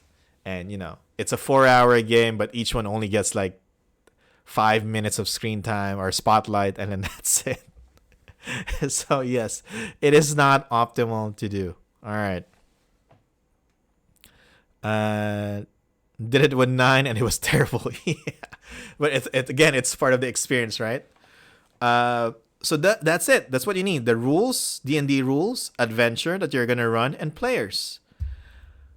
There are optional items that you will need, like the monster manual. So if you need the stats for the adventure, for the monsters that you're running, specifically for a given season's published adventure and found in that product, you will need that. But as a general rule, official AL adventures contain the stat blocks for all monsters featured. So you shouldn't need it. It should be there.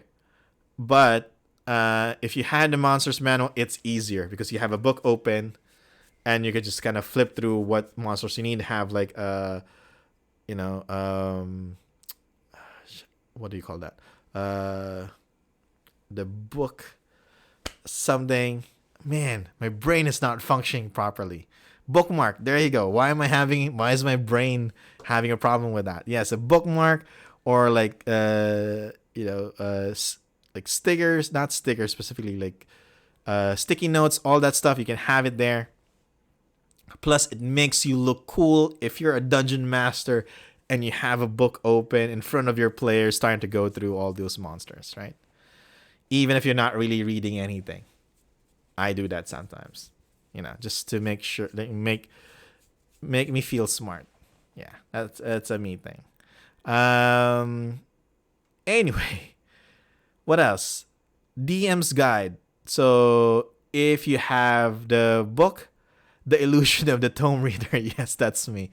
DM's Guide. So Dungeon Master's Guide, which is again an official book of Wizards of the Coast. It contains valuable advice of prepping and running games. It also contains description of magic items that might be awarded during play. So it is suggested that you have that. So again, in official adventures, the descriptions of the items will be there. But if, again, you want to look cool and you want to look up some information, what's in this plane, what is the description of this magic item. For example, a player brought in a wing boots. So what is a wing? What does that magic item do? You can open your Dungeon Master's Guide and find out. Things like that. Is it required? No. All right. Another thing that makes you cool as a Dungeon Master is having a Dungeon Master screen. Helpful to hide the adventure in your notes and schemes from the players. Yes, because you have prepared everything before you play the game or run the game, right? You have prepared everything, correct? Yes, the answer to that is yes. So yes, you want to hide all of that behind your DM screen. And if you purchase a official DM screen, usually it has like some of the guides available on it. But if you have like a third party made out of wood or metal and has that dice towers built in, those are the cool stuff. Is it required? No, but it's cool to have. Miniatures and map surfaces. If you and your players are enjoying playing a more tactical game, and you can use these because again, especially for events. Me personally, since I'm part of the Greasy Snitches, which is a local events organizer, like TTRPG event organizer here in the Philippines, we recommend that our dungeon masters in events have some sort of miniatures, not exactly like official D&D miniatures, you know, the ones that you had to buy in hobby stores. If you have those, great. If you have painted miniatures, great. But we just need like I don't know, stone, like pebbles, jellies, you know, jellos, like those things, like the small packets, right? Or candies, and then have like a grid map. Like the cheap option there is if you have a gift wrapper. Most of the gift wrappers, well, at least the ones that I know, the backside of it has like a 1 inch, like 1 inch graph. Because it's supposed to be like guide for like folding when you gift wrap. So you can use the back of like a gift wrapper as a tactical map and then have those pebbles, whatever, dice, Legos, right? Something. It makes it better. It makes it easier, especially for new players, to imagine what's going on. If you run Theater of the Mind, which is another option of running D&D, meaning everything is just in your head, you're basically just going to imagine everything that's happening as the players and the DM describe the situation. That's a good method. However, there are times where players will feel exhausted and distracted, and at times they cannot really imagine what's being told to them. So having a reference, especially in combat, like, am I here? Where was I again? How many enemies did you say we have? And am I at the back or in front? Things like that, right? Like, what's at the dungeon? Is there a secret door here? I forgot. So those things will happen at times when you use Theater of the Mind. So especially if you have new players, my recommendation is to have like some sort of representation or miniatures and map at your table. There. Did I say that right? Did I say everything? Yeah. But if you're hardcore, Theater of Mind all the way, go for it, right? Virtual tabletop. If you're playing virtually online, you might want to use a virtual tabletop such as Roll20 or Fantasy Grounds to run your game sessions. Yes, because those are all virtual tabletop that you could use to make your games easier. What I use for my games most of the time is Albert Rodeo. Albert Rodeo is just kind of like a PowerPoint where you have like a map, virtual map, put some tokens on top. Anybody can move anyone's token. You can draw whatever, and then that's it. Simple to set up. Dice rolls, whatever you use, you just tell the dungeon master, and then that's it. But if like for one shots, that's the best recommendation that I have. But if you're doing a campaign Roll20 will Fantasy Grounds and other tools that might have a higher learning curve will be better, because again, it can save your some of your stuff, your journal, your character progression. There are tools that connects it to D&D Beyond, things that will make your campaign easier. So there. So if you're doing like one shots, Albert Rodeo is my recommended virtual tabletop tool of choice. If you're running like more than one session with the same group, Roll20, Fantasy Grounds, other stuff, then will be good to use. Group composition. There's no general rule that requires members of the group to be of the same level. However, the adventure running may have limitations to what players can abide by. So if you're playing the official D&D books or box adventures, the starter sets, then it will have a wide level range that spans to multiple tiers, tier 1, level 1 to 10, for example. If a character is within the adventure's level range when they begin the adventure, they can continue to play if they advance outside of it. So again, good example that we have is Waterdeep Dragon Heist. It's a 1-5 adventure.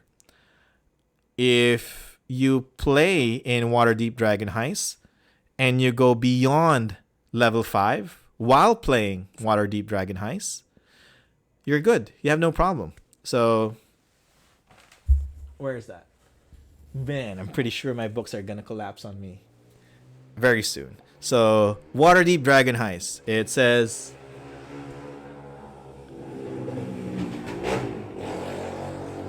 There's another motorcycle of doom. All right. I hope you heard that. A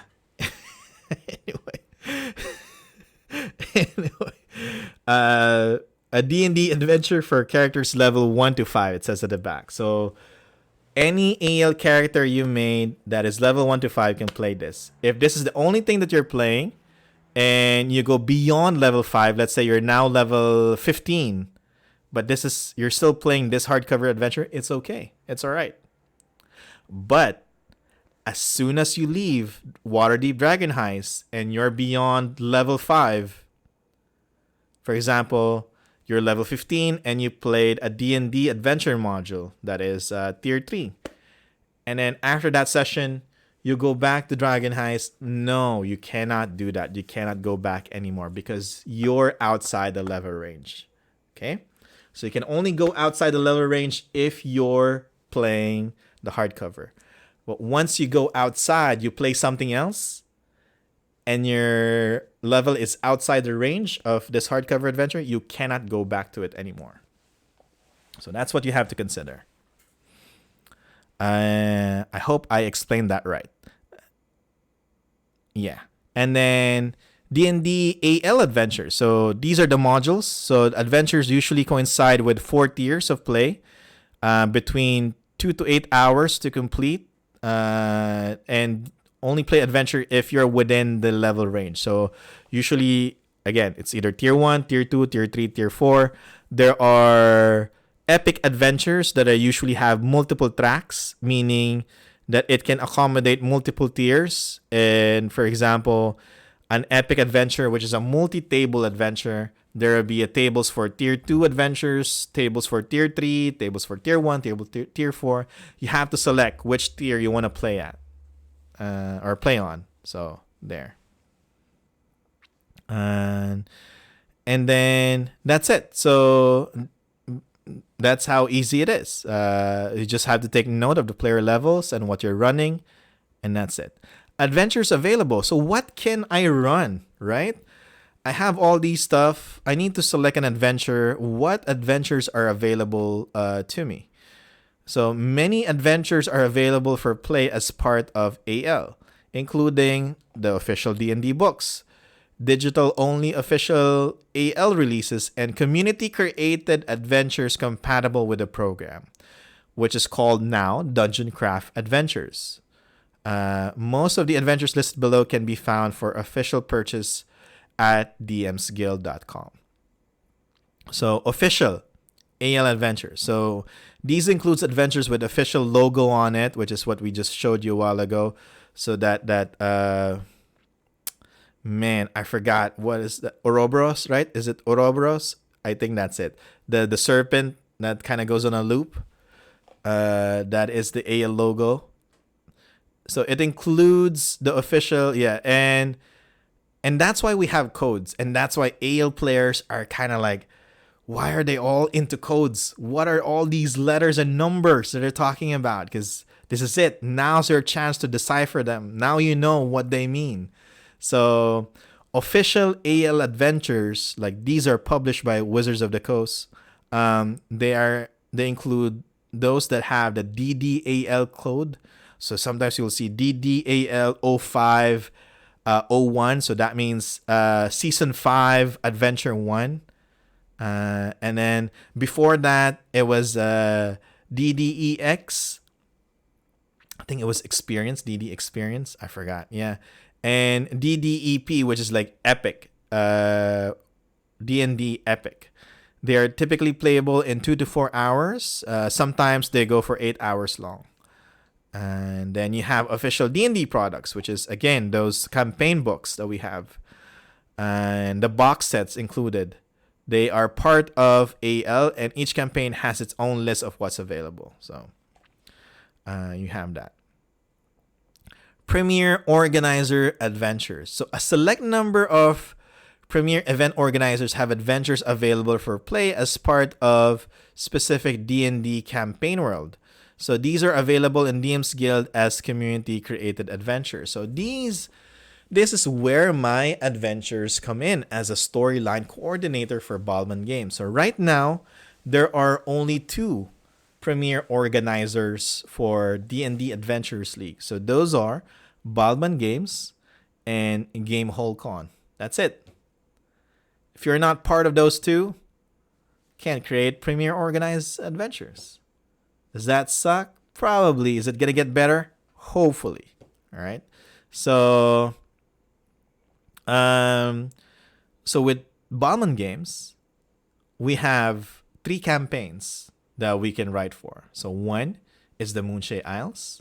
So we have a specific part in the Forgotten Realms that we can write adventures on, and that's where me and Savannah come in, and we write adventures for Baldman Games. And then we have what else do we have for Baldman Games? And then we have Dreams of the Red Wizard, which were previously official D&D adventures that have now transitioned and are now being continued by Baldman Games. So we have that. And then the last one is Dragonlance. So we just released, I think in PAX U, the first adventure module for Dragonlance, which is Dragons of Divinity. And then an epic, which is a multi-table adventure called Dragons of Destruction. So I think we also ran that in virtual D&D weekend this month. So yeah, those are cool stuff. So those are the 3 campaigns that we have for. So we have 2 Forgotten Realms and 1 Dragonlance campaign that we can write for. So as part of Baldman Games Premier Organizer Adventures. And then DMPaulG, I forgot. I think what they have is Border Kingdoms for the Forgotten Realms, but I'm not sure what else do they have. If anyone here is part of DMPaulG, you can let us know. Or if you want me to become part of it, let me know too.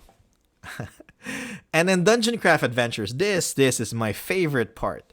These are adventures created by the community, by me, by you, by everyone else that plays Adventures League. And they're for sale on the DM's Guild through the Dungeoncraft program in the community. So you go to DM's Guild and then you will see there's like a ribbon there on the front page. You scroll down a little bit that says like Adventures League Adventure. And most of the stuff that you see there are Dungeoncraft adventures, meaning they were created by players for the players, and they've been approved for AL campaign because they follow the rules, which are like 2 of the documents that we're supposed to read after this one. So yeah, what else do we have more? Okay, season and campaign. I think that's it.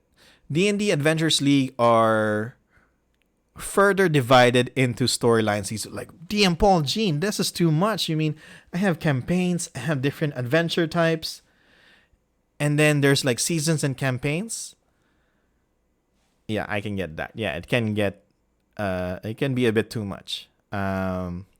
Yeah, but yeah, this is the part that you have to push through.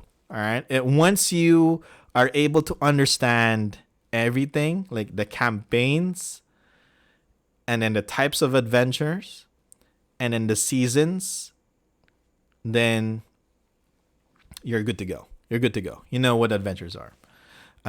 So each storyline season consists of some number of official D&D AL adventures plus associated adapted official D&D products. The term campaign is used to refer to the campaign world available for play. So these are Forgotten Realms, Eberron, Ravenloft, and Dragonlance.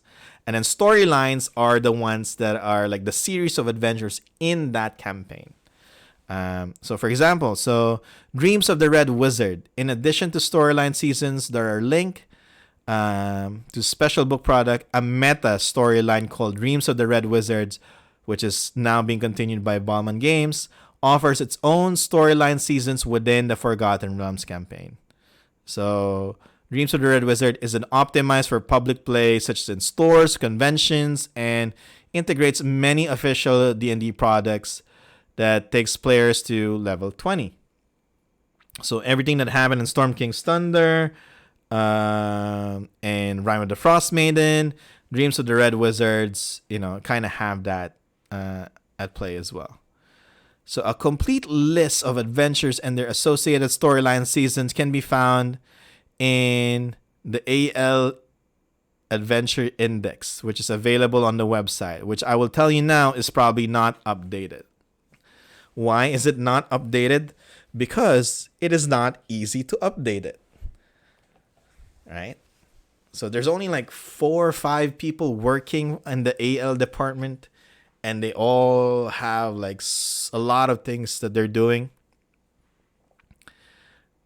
So I'm pretty sure whoever's the guy kind of assigns to update this, I'm not sure it's in the priority list, right? So if you have like events happening, official D&D events, there's like a new hardcover coming out, they ask you to write like a section on the official D&D book. You have to promote the AL campaign somewhere.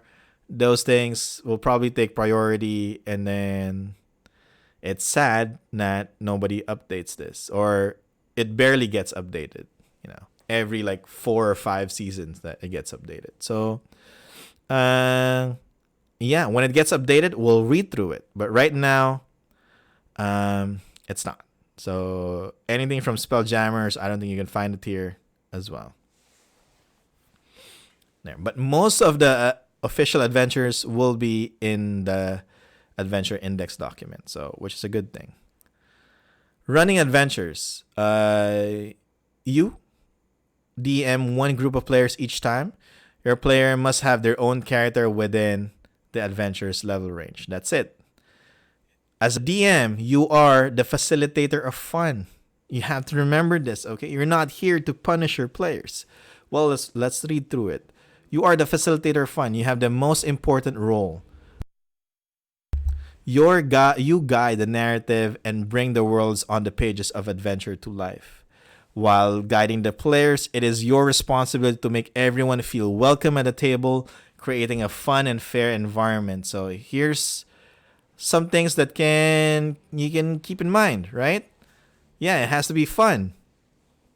You are empowered. You make decisions about how the group interacts with the adventure. Adjust or improvise, but maintain the adventure spirit.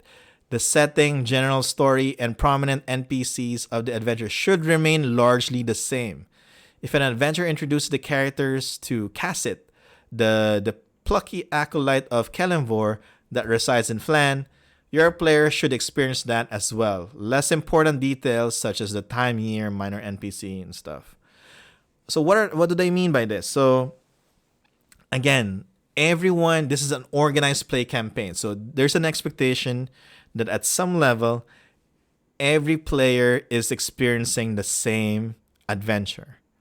So if we play Waterdeep Dragon Heist, and the enemy here is, for example, I don't know what's on the cover, is a guy in a hood with like a metal gauntlet, then they're expecting everyone will have that encounter as well, right? Or one of the 4 encounters. Dragon Heist is the bad example. But anyway, that's what I'm trying to say. So, like, if you go to another table, you kind of gossip, not gossip, kind of talk to other people, other players, AO players, and like, hey, did you play this adventure? Did you meet this character? Or, oh man, so many. What time is it? It's 1 a.m. How come there's so many motorcycles passing by? Anyway, what was I saying? It should be like, the experience should be the same, almost the same for everyone, at least, in terms of major plot lines and stuff. So if they say, did you actually do this in this adventure? And then one player goes, no, our DM didn't do that. Something different entirely happened. Then we have a problem. All right. You can adjust for the minor stuff, but the general story, like they're supposed to ride a ship, a merchant ship from one island to the other, but instead you describe it as, they had an airplane here ready, and they rode that airplane and went to Dragonlance campaign instead. So that is a problem. You cannot do that.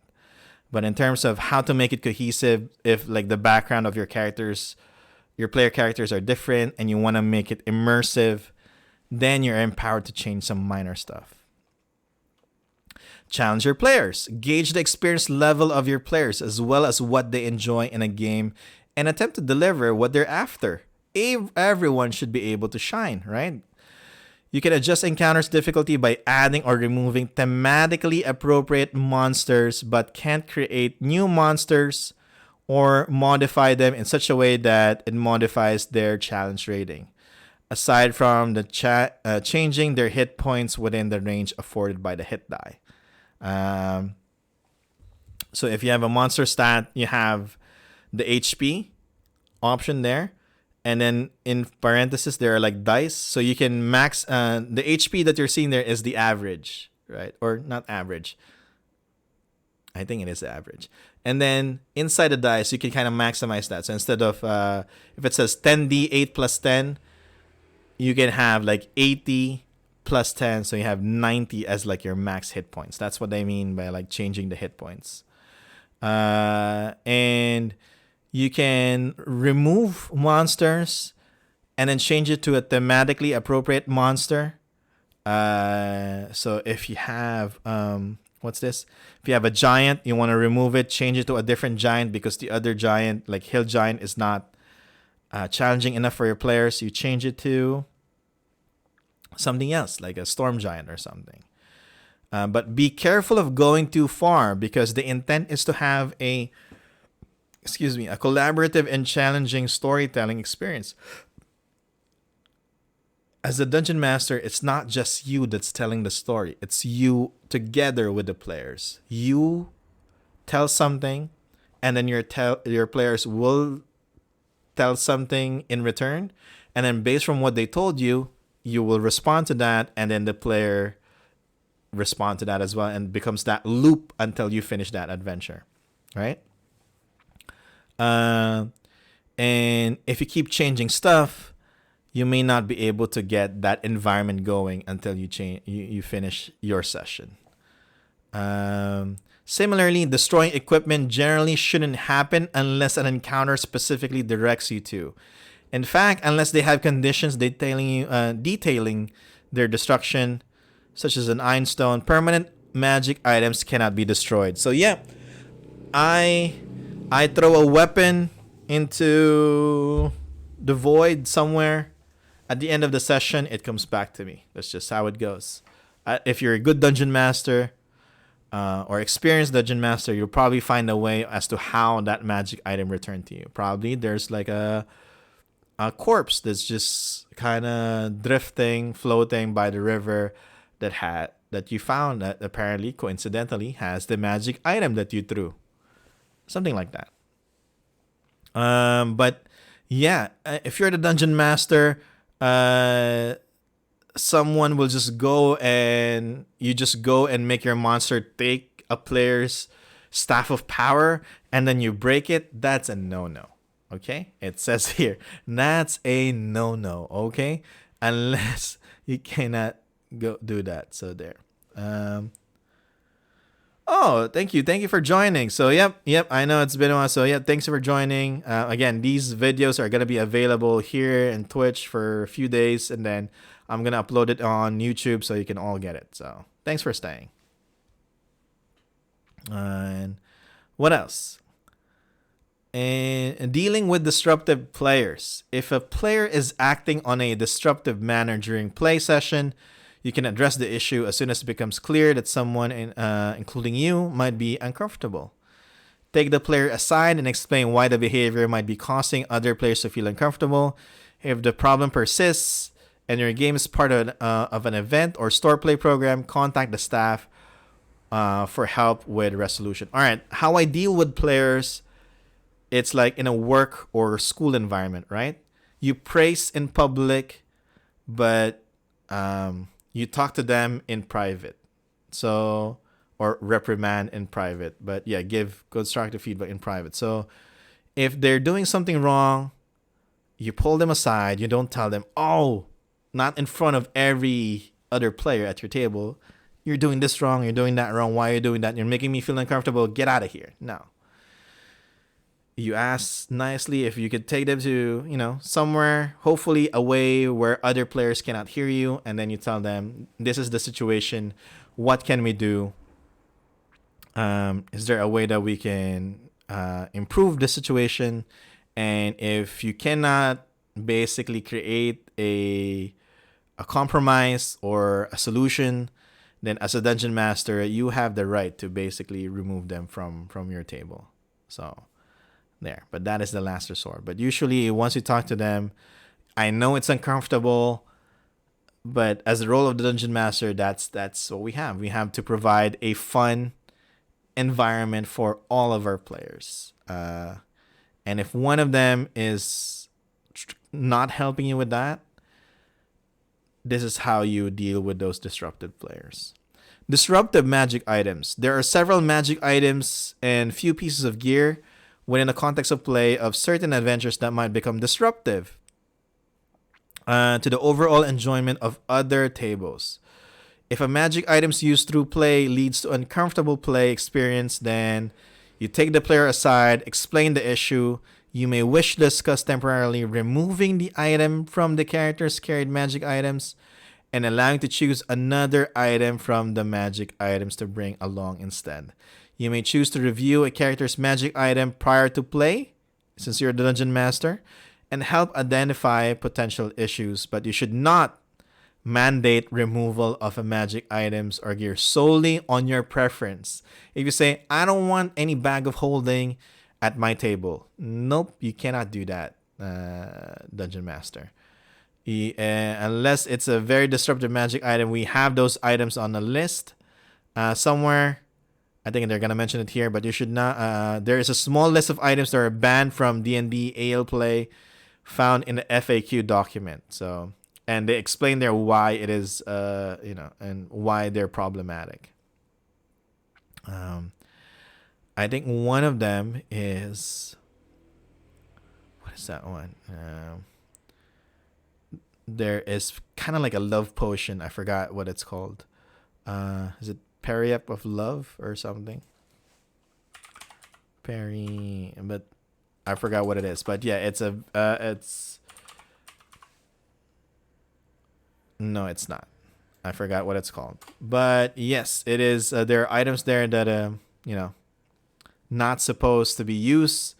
It's banned from AL because again, it's disruptive for the play. Yeah, there you go. Filter of Love. Yep, that's the one. Because I will read the description of that, and then I'll leave it to you, sages, chat, why it's disruptive. So Filter of Love is a potion. It's an uncommon potion found in a Dungeon Master's Guide. The next time you see a creature within 10 minutes after drinking this filter, you become charmed by that creature for 1 hour. If the creature is of a species and gender you are normally attracted to, you regard it as your true love while you are charmed. This potion's rose-hued effervescent liquid contains one easy-to-miss bubble shaped like a heart. So you have that. You make one person drink it in-game.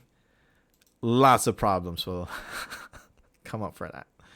So yeah, you see? So that's why it's banned in AL play.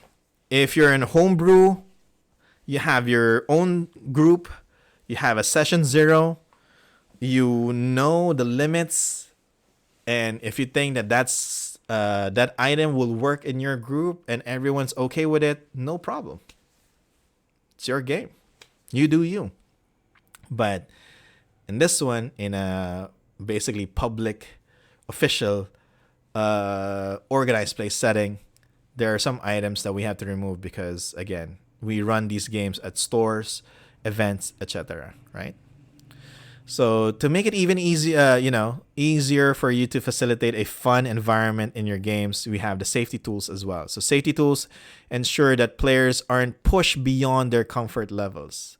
These tools let your players know you want them to have a positive experience.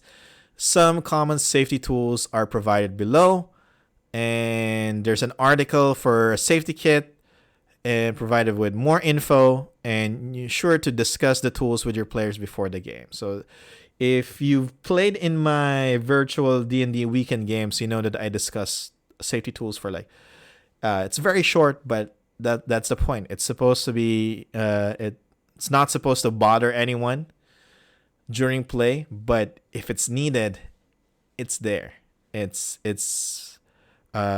We have that tool to make sure that we can continue having fun, right? The game is not focused on safety tools, but the tools are there to improve the game. Okay, so what do we have? So if you're in an event, code of conduct will be good. What are the do's and don'ts?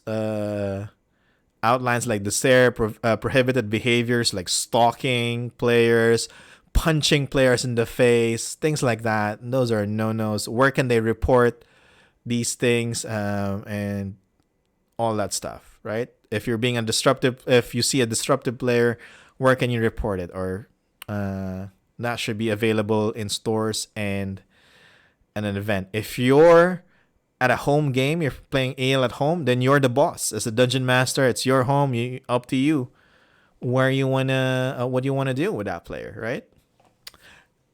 But don't break any laws. Okay. Pre-game and post-game discussion. Use time before the game to explain content warnings, set boundaries, collaborate on a safety plan. Most of the games now, most of the adventure modules have like a content warning available. Even in Dungeoncraft Adventures, they have that as well. So it'll be good if you read the content warning, and if that adventure is for you or you're not bothered by what's written on the content warning, feel free to play it. That's it. It's super easy to ignore if it doesn't bother you, but it's an important tool for those that actually care about it. So having that available is not harmful at all. So if you're a content creator, you have the time to put content warning and stuff. Very easy to do. Have it there. Be welcoming. So welcome and encourage respectfully and open conversations about issues as they arise. Show that you're listening and avoiding defensive responses. Okay. So avoid being a DM like, oh, here we go, another newbie. Doesn't know how this works. Gonna ask me. Again, that's not really the right behavior. Confidentiality. If they tell you that they're not comfortable with something because of past trauma, something like that, you don't have the right to tell everyone, hey, player A here cannot do this because blah blah blah blah blah, right? Trauma of this and that. So that's a big no-no. And then more safety tools are actually available online on dmsguild.com, on DriveThruRPG. There are many sources on the website, free, that you can get. You can also email community@adventuresleague.com.org if, for example, you see something in an event or a local store and you want to report it to them. Maybe they'll respond to it. Hopefully. They should. So, there. Keep the game moving. Because again, if the game gets bogged down, provide hints and clues to your players that facing puzzles or engaging in combat and roleplay interactions that get frustrating. So this gives players little victories for making good choices based on clues received. When playing within a given time constraint, such as at a convention, it is important to gauge the pacing of your game. It's okay to make adjustments when you're bogged down to promote a play experience that feels complete. It's not an easy thing to do. Playing an adventure for 4 hours and you're supposed to end after 4 hours or 2 hours, whatever the time limit is. It's not an easy thing to do. It's good to, seeing it here, reading it. It feels like, okay, I just need to do this and do that, but it's not easy to do. You cannot. I cannot stress it enough, because you cannot predict what your players will do, what they will say, how the conversation will go. There are a lot of factors that you just have no control of. But there are a lot of things there also that is within your sphere of control and sphere of influence. So you can control like which encounters you want to run. You can control how easy or how hard the encounters are. You can control how easy your players and your characters will receive the clues, right? And what type of clues they will get. You can influence your players to do encounter A instead of encounter B, things like that, right? Because what's worse than playing a 4-hour adventure without like, that doesn't have like the full experience, is if you actually don't finish it. There's no conclusion. Like, you end abruptly because time is up. That is the worst, right? Or one of the worst experience that a player can get. And I'm sure it sucks for the dungeon master too. So make adjustments. If you feel like the combat is being too long, you can just say, once they kill the boss, everybody else runs away, or we're gonna end the encounter here to save some time. Move on to the next one. The puzzle, they've been staring at it for 10 minutes. They have all the clues.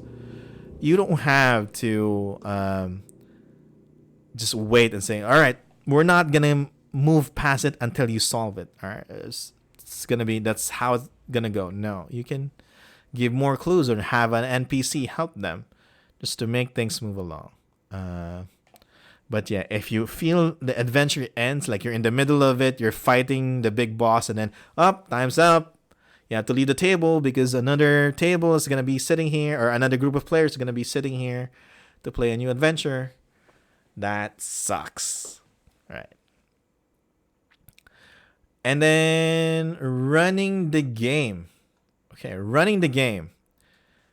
As a DM, you are charged with not only guiding the story, but also fairly adjudicating the game's rules and rewarding your players' characters for their accomplishments. So, what are the rules for the game? AL Play uses 5th edition D&D. Not 4th, not 3rd, not A&D, 5th edition. Okay, not 1 D&D. It's 5th edition D&D. You can issue rulings to your table when rules of the game are ambiguous or vague, but you must otherwise adhere to the rules as they are provided in the core rulebooks and can't change them or make up your own. No, sir. No homebrew rules or no home game rules. House rules aren't permitted for use. You must always use the most current incarnation of a rule.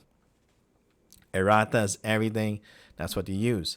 Further, the options and variant rules listed below from the Dungeon Master's Guide, Xanatar's Guide to Everything, are available for your use. We can use that. Others are not permitted without campaign documentation. In all cases, you should let your group know if you're going to use one or more of the rules, if their use would be applicable to the adventure or when the situation arises. So, in Dungeon Master Guide, there's a Vengeance Paladin class. You cannot use that. It's not a resource guide.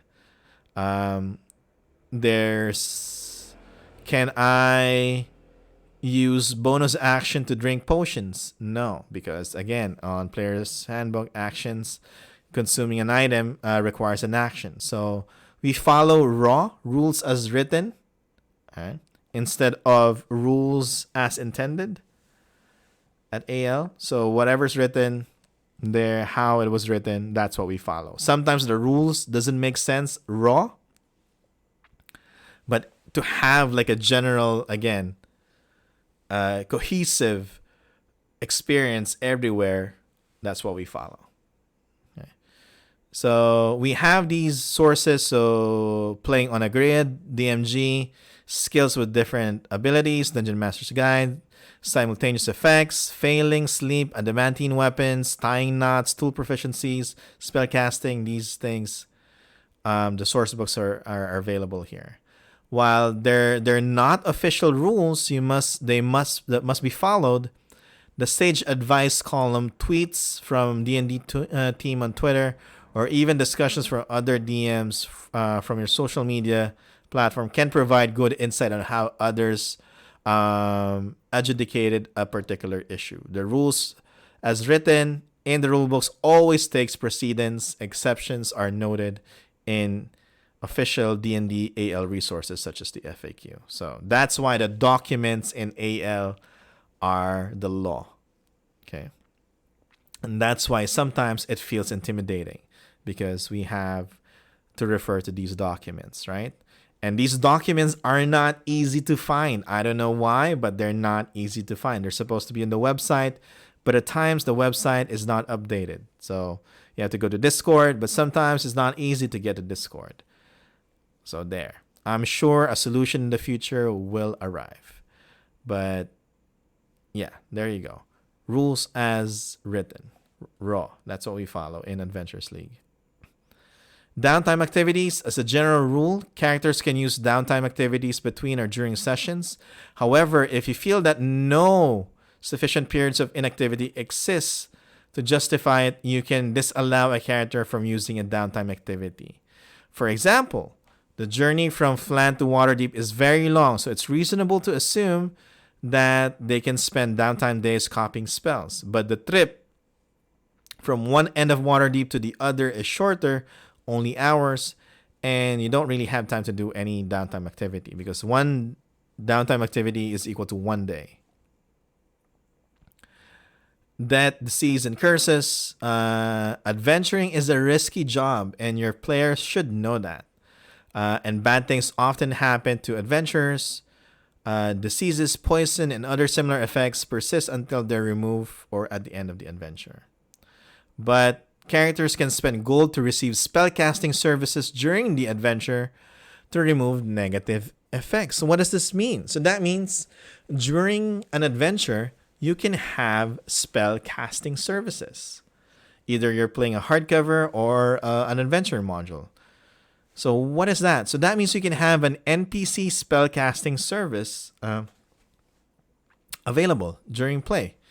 You can receive spellcasting services from an NPC located anywhere that is at least town size. All right, so 1,000 or more residents, or has a specific NPC able to cast the spells needed. So if you're adventuring near Waterdeep or in Waterdeep, then most probably you're good to go to have a spellcasting service NPC. In addition, the characters must be able to travel there in order to receive the service during the adventure. Otherwise, you follow the rules for post-adventure recovery as listed in the player's guide. Spellcasting services is provided by NPCs and limited to the spells on the list.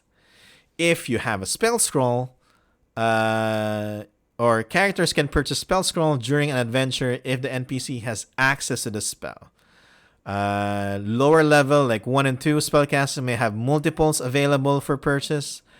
Higher level, like 3rd to 5th level, are limited to 1 spell scroll max for each spell listed, subject to the Dungeon Master's discretion. So you can also use the Xanathar or XGE for the prices. And then any spell scroll above 5th level are not available for purchase in the manner. So if you met a spellcaster NPC and you can see on the stat block it has spells, they may have spell scroll that they can provide you. So that they can sell to you. How much? You go to XGE, find the page there, get the price, and then sell to your players. Now, if you're adding a spellcasting service NPC, these are the spells you have. And this is how much they cost. So they hit some, some slimes outside the walls, outside the city, and then they can go back inside, or some goblins, and then they can go back inside, find a spellcasting service NPC, purchase some cure wounds, and then go back outside and kill some more goblins. They can do that. And through resurrection, if that needs to happen, you need to have 30,000 gold pieces, which is not easy to get. Shelter of the Faithful background feature. So if you have this background feature, then the NPC spellcasting service at a temple dedicated to their chosen deity. That's why it's important for clerics to have a deity that is set in that campaign. While the service of the casting spell is free, the character must pay for the cost of any material component consumed by the spell. So if it's Revivify, you need or is it Raise Dead? I think it's Revivify, you need like a diamond worth 300 gold pieces, right? So you need to have that available. And you determine, do I need to have the diamond or just 300 gold pieces? You just need 300 gold pieces, because remember, at the end of every adventure, any non-gold or coin treasure that you find gets converted into coins. So even gems and everything. If a specific temple devoted for that character's deity exists within the scope of the adventure. So if there's no Corellian temple in the adventure, then you cannot use Shelter of the Faithful, basically, because there's no NPC that has that. It will not be applicable. And then rewards. The last page. Here we go. Finally.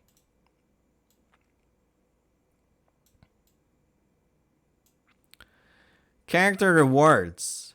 You award the player rewards for their accomplishments in the form of levels, gold, and magic items for their characters, which they record on their log sheet before leaving the table. So after the game, all right, everyone, here are your rewards. So what are those?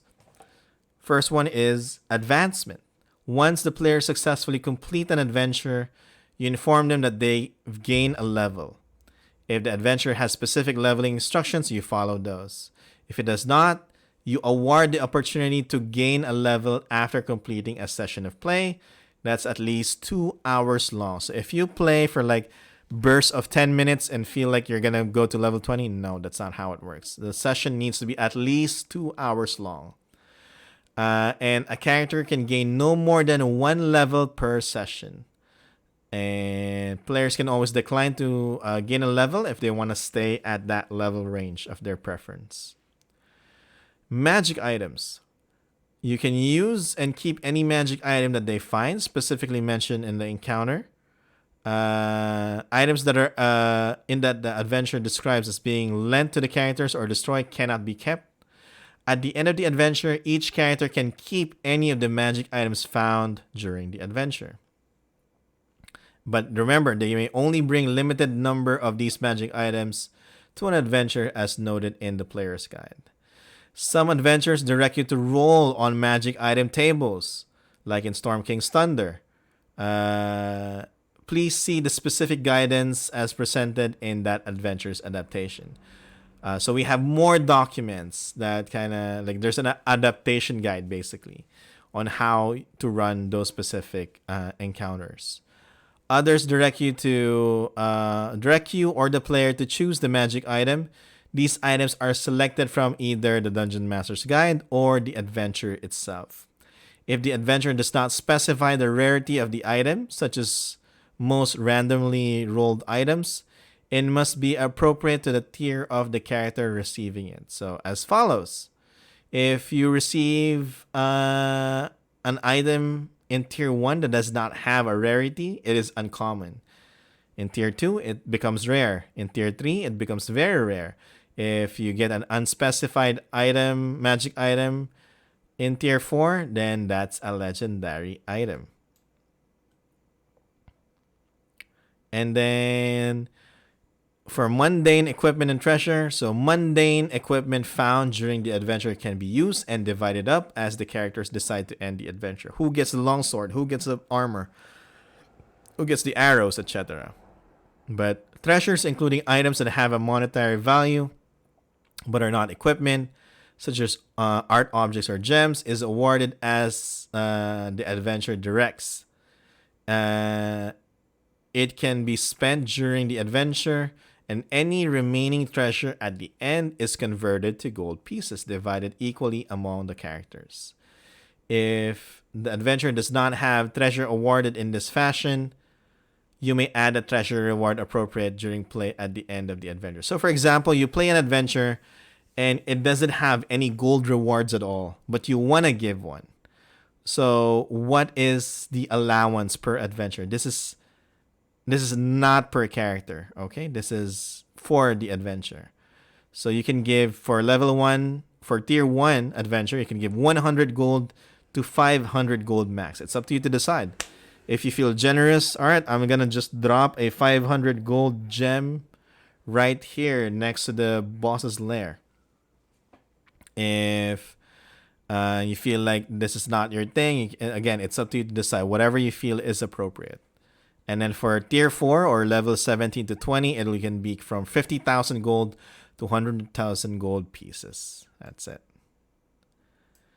And for story awards, these items or effects designated in the adventure or adaptation materials are important to a storyline and are only usable during sessions of the storyline or book adventure in which they're awarded.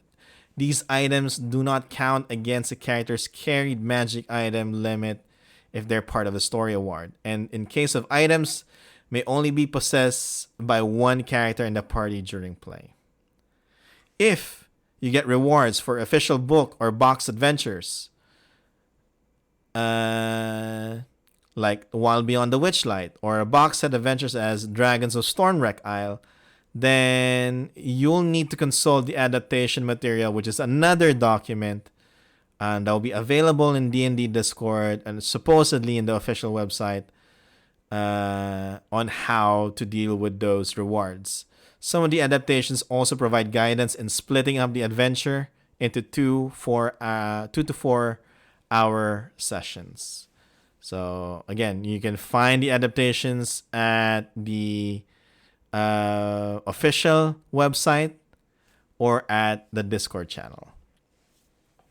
And then that is it. If you have more questions, we have the website, the Discord, and the blog, which is the Yawning Portal. That is it. Though that is also 4 pages long, and that is the Player's Guide, the latest D&D Adventures League Player's Guide and DM's Guide. That is version 13. It's effective now, starting December 19th. If they ask you like how did you create that character, or what rules did you follow, this should be the one takes precedence. This is the one that you're going to follow. All right. So if you're not following these rules, your dungeon master might go to you, all right, just go with the easy fix, which is go to this document and follow the rules. Make the changes, the least amount of changes possible. And then once your character is illegal, you can continue playing.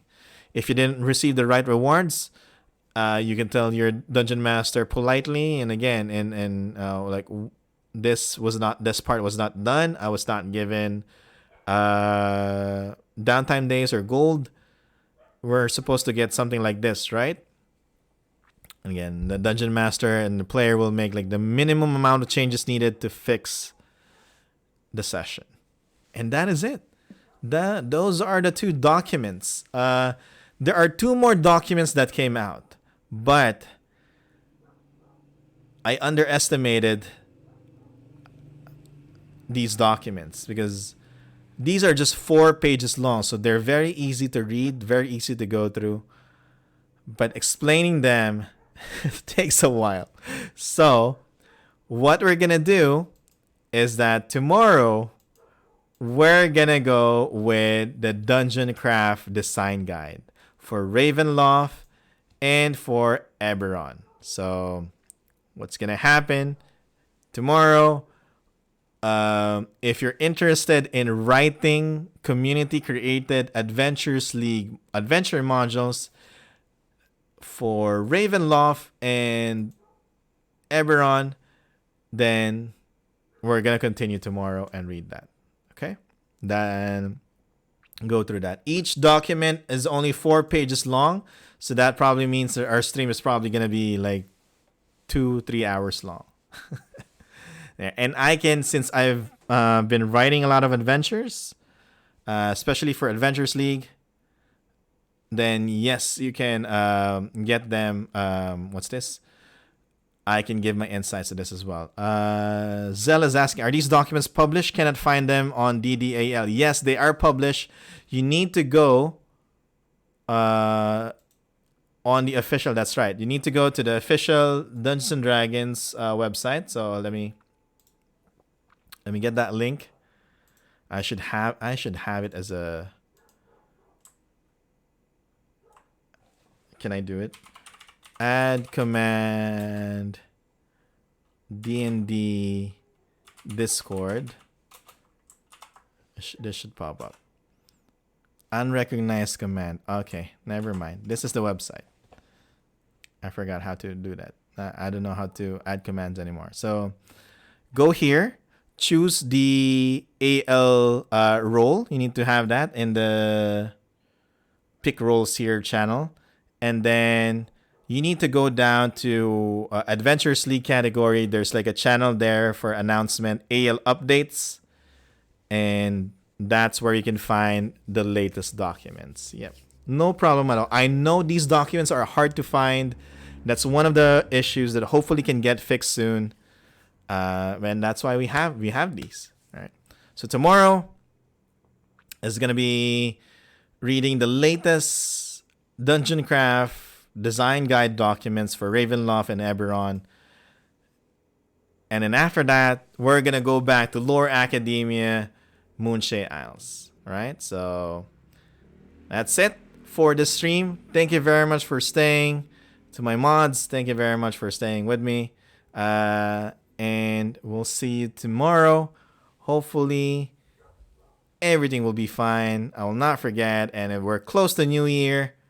Hope you have an awesome New Year. Plans and everything. We can chat about that tomorrow and other days. What are our plans? If we have no plans, then if we're going to YOLO next year, that's also good. We'll see. Okay. Again, this is your Dungeon Master. Well, I'm not the Dungeon Master, but this is DMPaulG. And peace, everyone. Bye-bye.